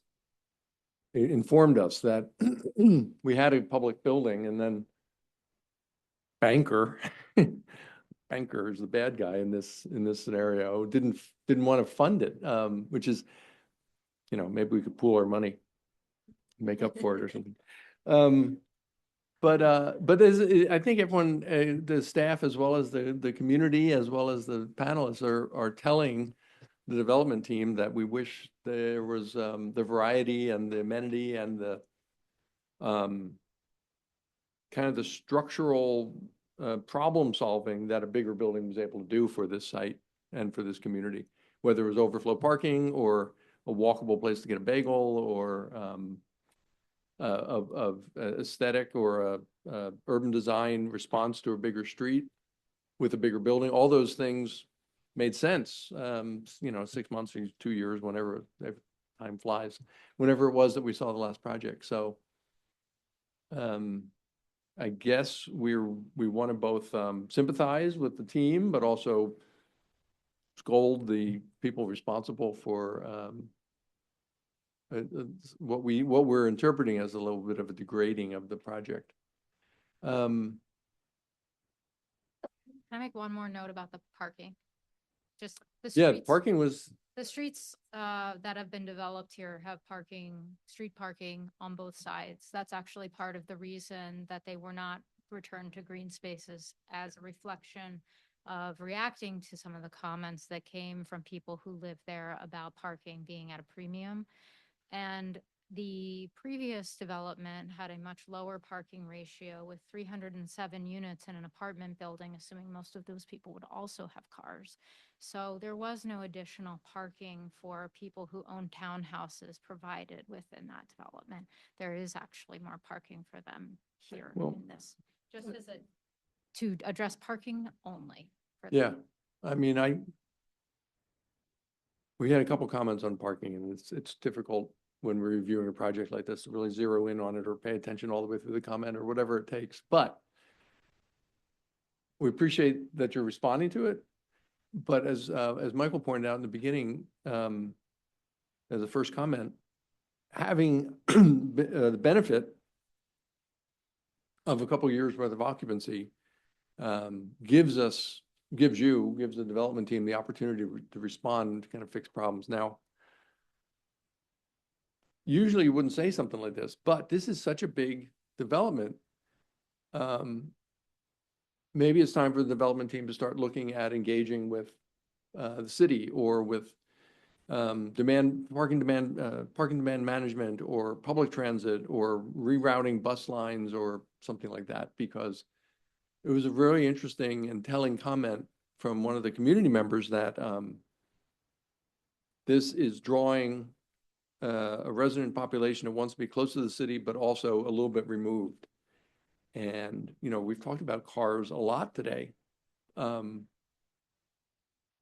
maybe, you know, we can be anti-car scolds if we want. I often am at this committee, but it doesn't help us, you know, if the fact is that a lot of people are going to move in, have 2 cars because they're bigger units and they're affluent community. And so then maybe we should be addressing that, that challenge in as many and most creative ways as possible. Those are really, oh, anyway.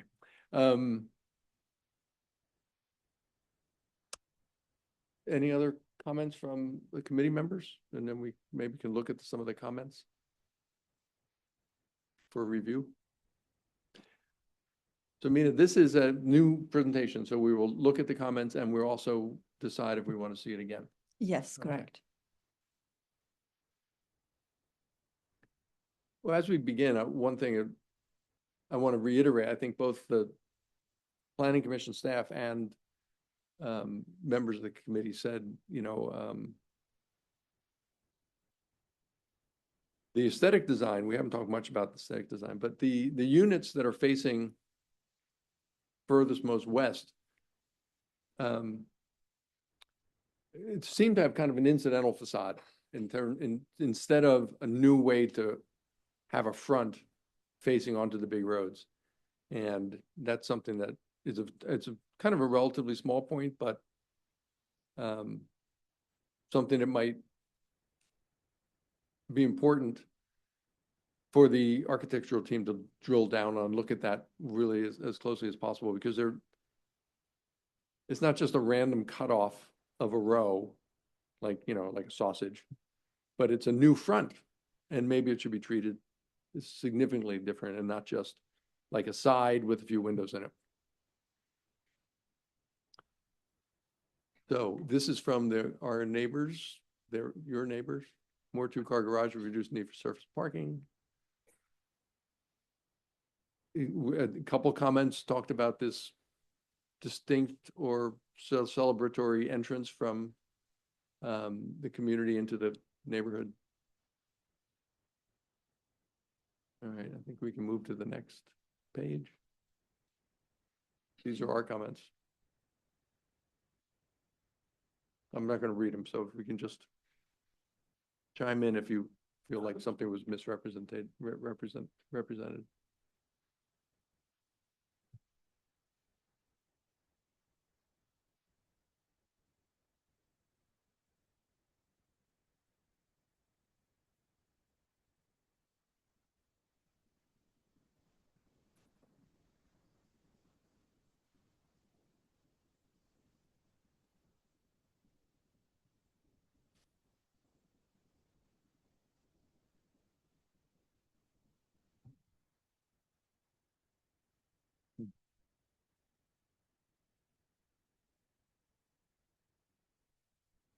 We have another page? Or is that it? Yeah. I mean, I just have to reiterate, a lot of these comments that it could be solved by the initial impulse of the development team, which is a commercial building or something bigger at that area. That's right. Yeah. So I don't know if it's worth noting. I don't know what we can do with that as a committee dealing with the buildings and the drawings in front of us. I think looking back at the previous submissions too, there's some different iterations of what that could look like. And so maybe there's some level of compromise where there's some amount of a larger building with community amenities, but not necessarily that entire portion of the site. Yeah. Any further comments? So all who say aye if you approve of the comments as documented so far? Aye? Aye. Aye. So now we need a motion to conclude or to continue review of this new portion of this big project.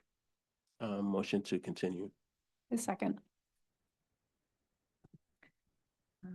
Okay, so there's a motion to continue the civic design review process for 2001 Richmond Street. Rob from the Fishtown Neighbors Association, do you support the motion? I support the motion to continue. Thank you. Sean from Council District Office, do you support the motion? Yes, thank you. Okay, thank you. Clarissa, do you support the motion? Yes, I do. Thank you. Sarah, you seconded the Yes. motion. Mhm. Michael, you made the motion? And Dan? Yes. Okay, unanimous support for the motion. Motion Okay, thank carries. you. We'll see this project again. Thank you very much. And finally, I want to invite the fourth, is there fourth? That's the fourth one. This is the second review, so we'll do the project summary by staff first, and then the presentation is Okay, going to be done. Great. So the project is 106 Jamestown Avenue, which, Yes. okay, thank you. We'll start with the staff review. Good afternoon. Can everyone hear me quite well? Yeah. My name is Dan Powers, and I am a city planner, and I am presenting 106 Jamestown Avenue, which was previously reviewed at the June 2nd, 2026 CDR meeting. A project summary. This is a site area of 0.39 acres. The existing zoning is ICMX. No bonuses are utilized. Here are some zoning variances. Neighborhood commercial area overlay district building height may not exceed 38 feet in the Main Street, Manayunk, and Venice Island or NCA district. Uses allowed in industrial districts, multifamily housing, living prohibited in ICMX. Dimensional standards for industrial districts, 9-foot setback is required at the rear lot line since the rear lot line abuts a residential zoning district, which is RSA 5. The present use is a PHS pop-up garden at Manayunk. The proposed use is 66,862 total square feet, consisting of 73 dwelling spaces, dwelling units, and 36 parking spaces. A community meeting was held with the Manayunk Neighborhood Council on May 21st, the year 2026. Some site context. There's some really good transit access to this site, including the regional rail at Manayunk Station, which is about 1/2 of a mile away. The 35, the 61, and the 62 buses run along Main Street. The 27 bus runs along Manayunk Avenue. And as you can see, it's also in close proximity to the Manayunk Canal towpath, the Venice Island Playground. Some additional site context. Staff notes the elevated regional rail with the train shed and the existing PHS pop-up garden.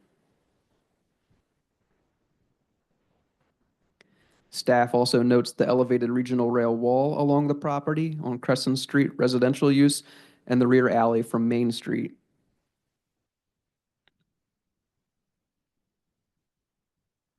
I'm gonna, just a reminder of some findings from the first review. Some recommendations were to make improvements to the rear and side alley spaces to improve pedestrian circulation, to improve the quality of the public realm by incorporating some of the existing site features. There is an existing mature tree in front of the building near the corner of Crescent Street, and every effort should be made to protect and retain this tree. Another finding was the ground floor building plans show on-street parking close to the driveway edge. Confirm appropriate no parking signage or striping is added to the adjacent to the driveway to preserve sight lines and to comply with city standards. Also recommend to adjust the loading zone location as needed. An additional finding for site design was loading zone waiver request was submitted. No record of a loading zone waiver approval. No streets developer service meeting was held.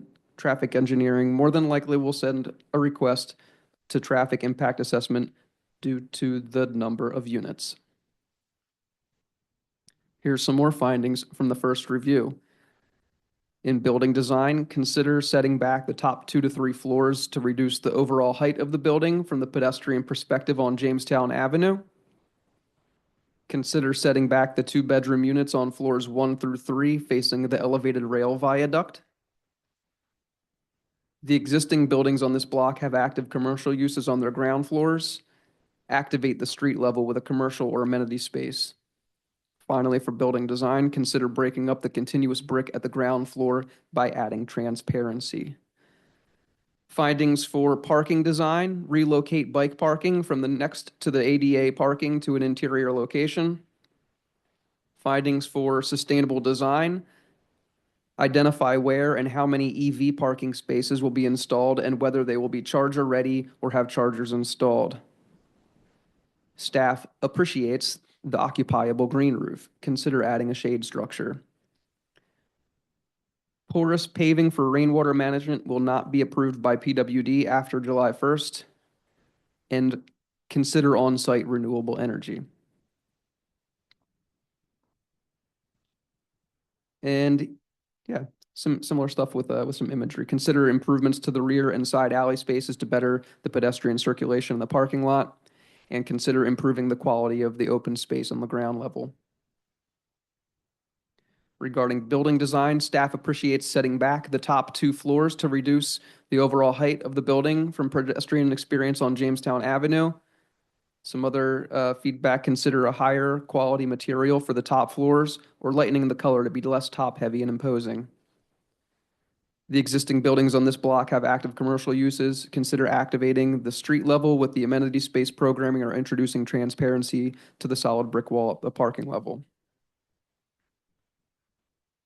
Moving on to parking design, staff appreciates the interior bike parking and identifying the 2 EV charging spaces with chargers installed.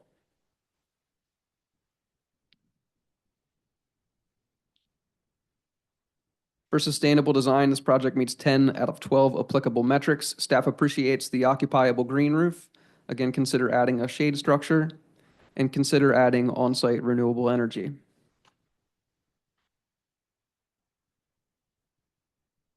I'll pass it off. Thank you. We'll hear updates from the design team.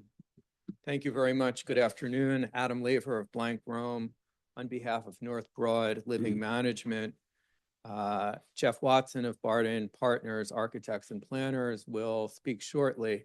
I'd like to simply state that we took quite seriously the comments that were shared with us. And I think as Dan's overview showed, this project is incrementally better because of it. We view this as an ongoing effort. And Jeff will walk us through the design. Thank you.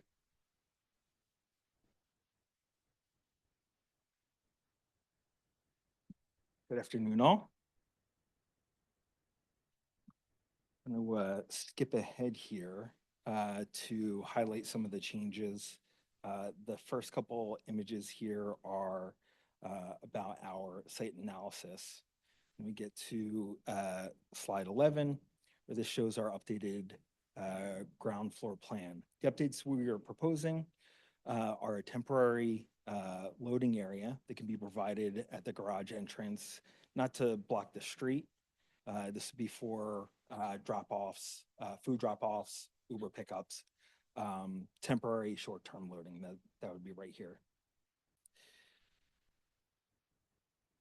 This is an image of our updated floor plans where we show a building setback at the upper 2 floor levels. We're reducing the unit count to 71 in this design change. We're also showing a typical floor plan where we show that no bedrooms with windows are in the 8-foot side yard setback facing the rail line. The development team was open to commercial uses at the ground floor level. However, there might be some better options on the block with better access because of the slope of the street.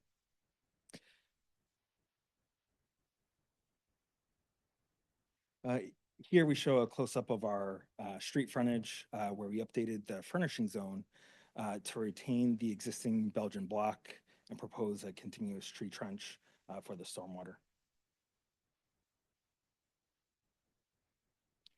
We are retaining the existing tree in the rear alley. Here are our elevations, but we'll skip ahead to the renderings. So here's the updated rendering showing the building setback on the upper floors. We do agree that this is setback has a positive impact on the pedestrian perspective. Here is it from the other side. That's the conclusion of the updates.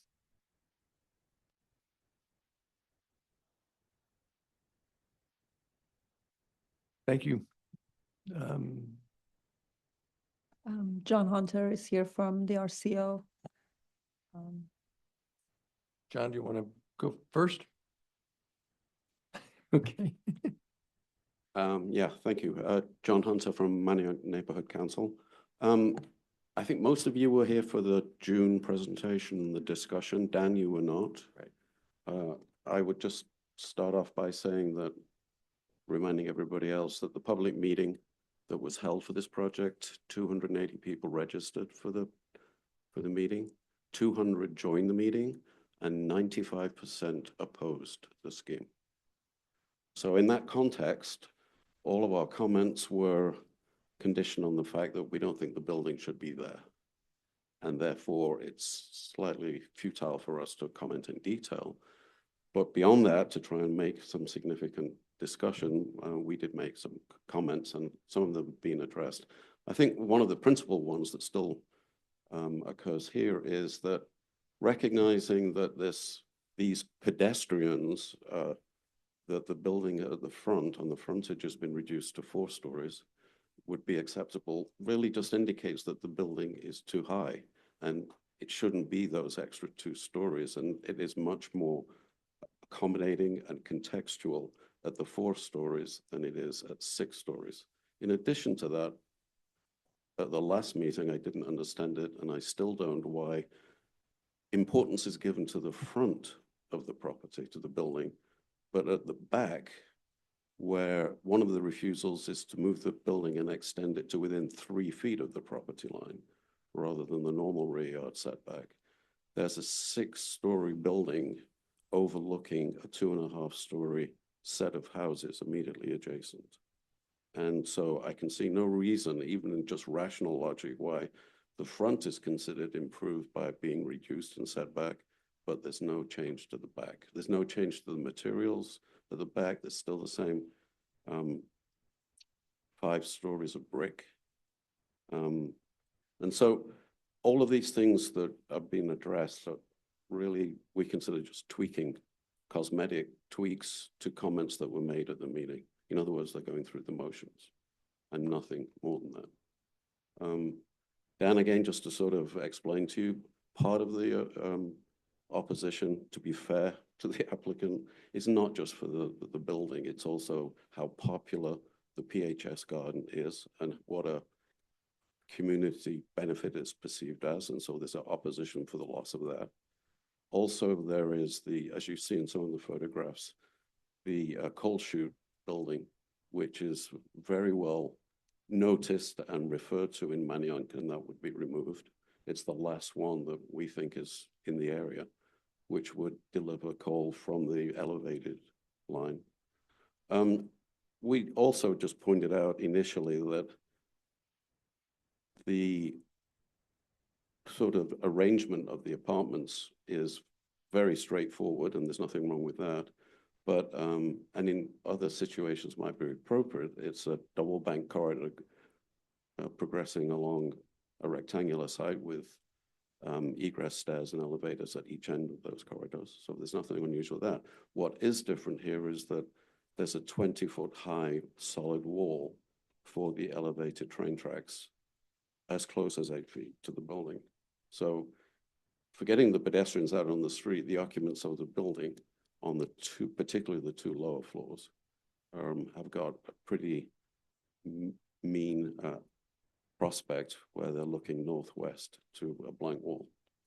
There were lots of other things I think that we addressed, but I think those are the crucial ones initially. The one thing I didn't understand, Jeff, maybe you could explain, is where the bicycle is located inside. I couldn't find that. Sure. So the bicycle storage is moved to the interior storage rooms on each floor. That'll be right here. So there's room for 25? On each floor. Oh, on each? Yep. Oh, so you take your bike in the elevator? Yes. Is the elevator big enough for that? Yep. Well, not just for the bike, obviously, but for the bike and maybe other residents. Okay, that's why I couldn't understand it. Thank you.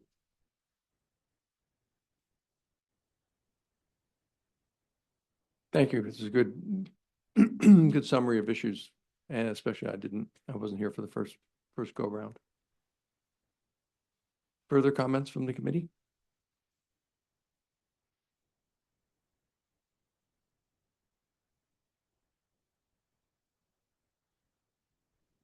I think John said it well, and previous comments made still stand that haven't been addressed. Yeah, I agree. I live in this community and I really just wish we weren't talking about a project on this site.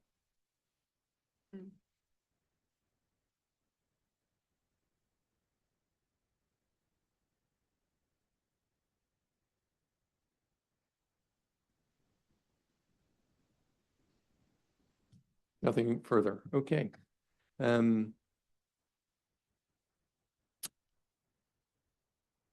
don't have anything to add either. Let's review the notes, which would be our final step.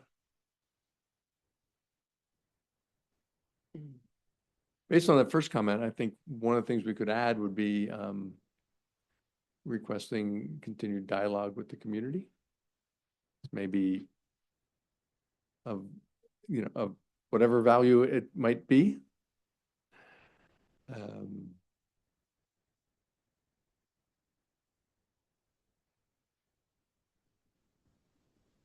I think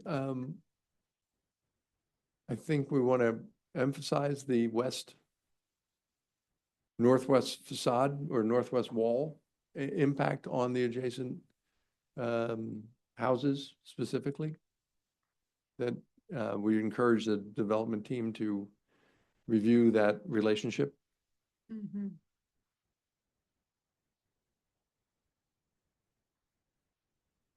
That was discussed in relationship to the street side being having an issue. I don't know if that was the first time around where the top 2 floors are set back. Is that new? Top floor was set.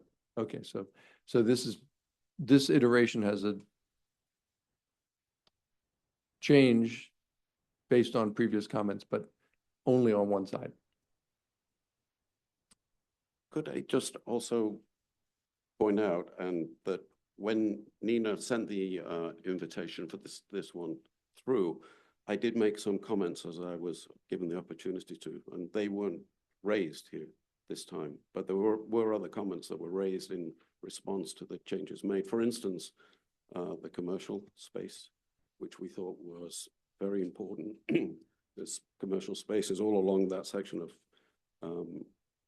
the street.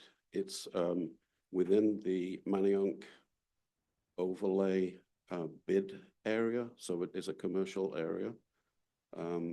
It is also within the historical district of Manayunk, which was one of the first ones introduced in 1987, and the height limit is 38 feet. This building is 60 feet. I don't know why that isn't something that is identified more strongly in the comments from the Planning Commission. When you've got the combination of a historical district as well as a commercial district and a height limit, and this exceeds it so significantly. Just looking at the street at ground level, sidewalk level, it's still no changes to the solid nature of that base. And then those unfortunate metal doors that are for trash, which I don't see why they're there. It's not really a security issue. We also, if I understand it correctly, the loading dock that's been identified out on the street on Jamestown Avenue, which we asked to be removed because it would lose continuously parking, which is essential in that area. And I thought from what was given in the letter that the pickup for the trash would occur by blocking the drive-in temporarily and occasionally just when the trash was picked up. So I would hope that that would be removed, although it's still indicated on the drawings. Yeah, maybe we can add some of these notes if we just go through it, that it does show on the plan that there is an area on Johnstown Street, is that it? Jamestown Street, dedicated for loading. And we want, the committee recommends that that be reviewed with an eye towards just dedicating that to parking, community parking, street parking, and that the loading be addressed within the ground floor garage / entry area. There is what I understand to be a new designated loading area for delivery and pickup.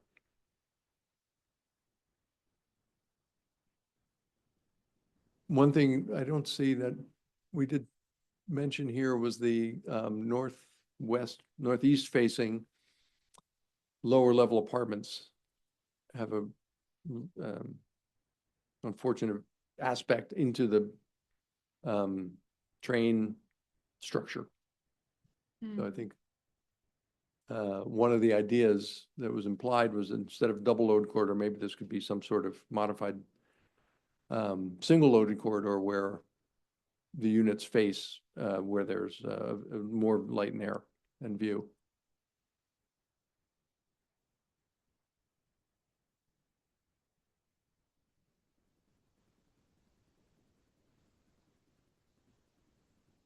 And I guess the issue about loading, trash removal, parking, maybe we can bundle that together and just say we encourage a renewed attention and design effort around these functional structural issues of bike parking. And I think we know from experience, bike storage on upper floors using an elevator is challenging at best and can degrade the experience and the walls of the elevator cab. And also trash removal and servicing. Maybe there's we encourage a review of the ground floor arrangement of those features to try and get them in bringing them together in a strategy that makes more sense.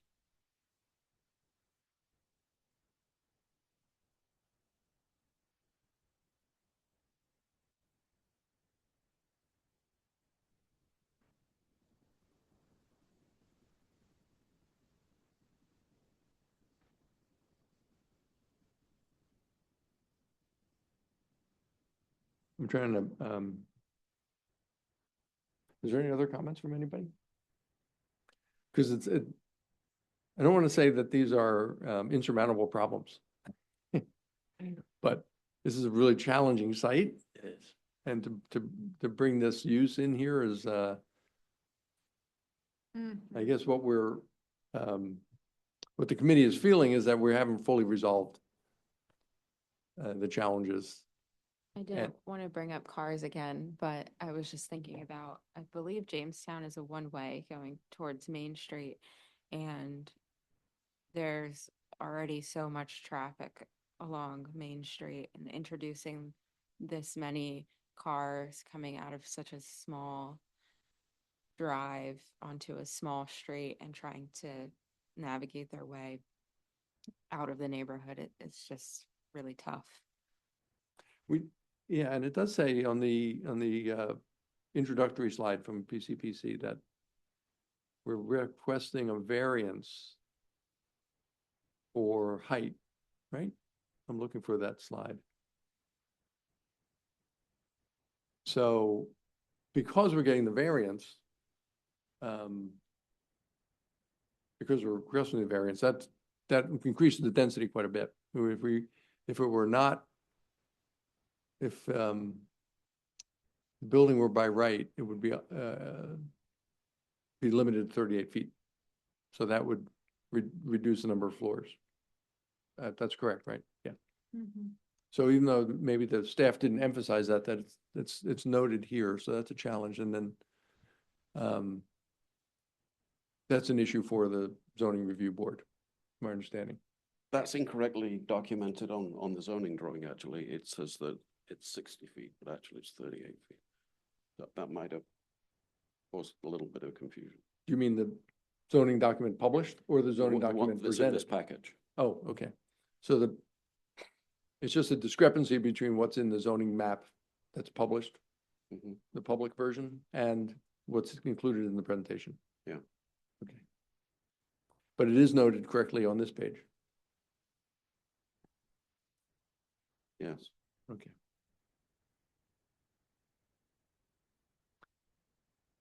Have we captured all of our comments? One other thing about parking, just to sort of make it the concern a little more complex. What was beneficial about commercial usage of this site, which is the way it's zoned, is that the commercial usage will inevitably introduce traffic during the daytime, which is when most of the residential traffic is left. And then when the commercial traffic leaves, that's when people come home. So in a way, that's a much better, besides the obvious introduction of commercial usage, which is what people want to sort of balance out the recent emphasis on residential, that the balance between commercial usage and residential use makes it more compatible.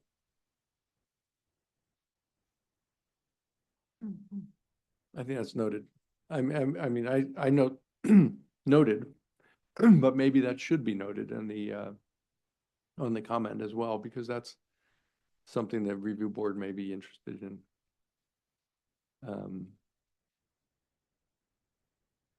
Hearing that came out of a recommendation from our committee. Okay, so number 11 captures that. No, so at this point, do we approve the comments?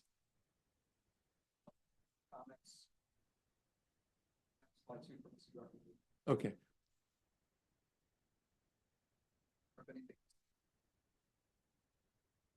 I think taken together, it kind of captures the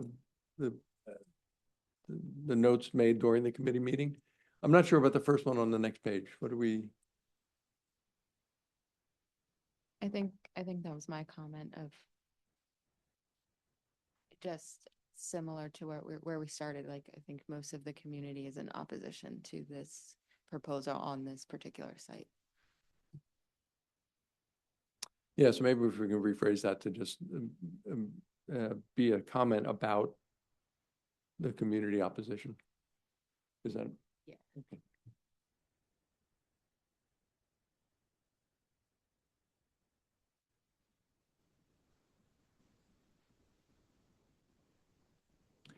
Of course, it's a challenge when you're proposing taking away a public amenity that's become beloved by the neighbors, even though in general sense, those are interim for the most part. It still has a beloved nature among the folks that live there. And then there's the proposed use of the building that's proposed. I mean, right, it doesn't meet. Once that decision is made, you know, what do you do? Yeah. Okay, so we can vote on the comments, and that's all we'll do today. Everyone agree with what's written? Say aye. Aye. Aye. Okay. Thanks very much. Thanks to the development design team. Thank you very much. And meeting concluded for today. Thank you. Thank you, members of the committee, for your consideration. Thanks. All right. Thank you so much. Okay.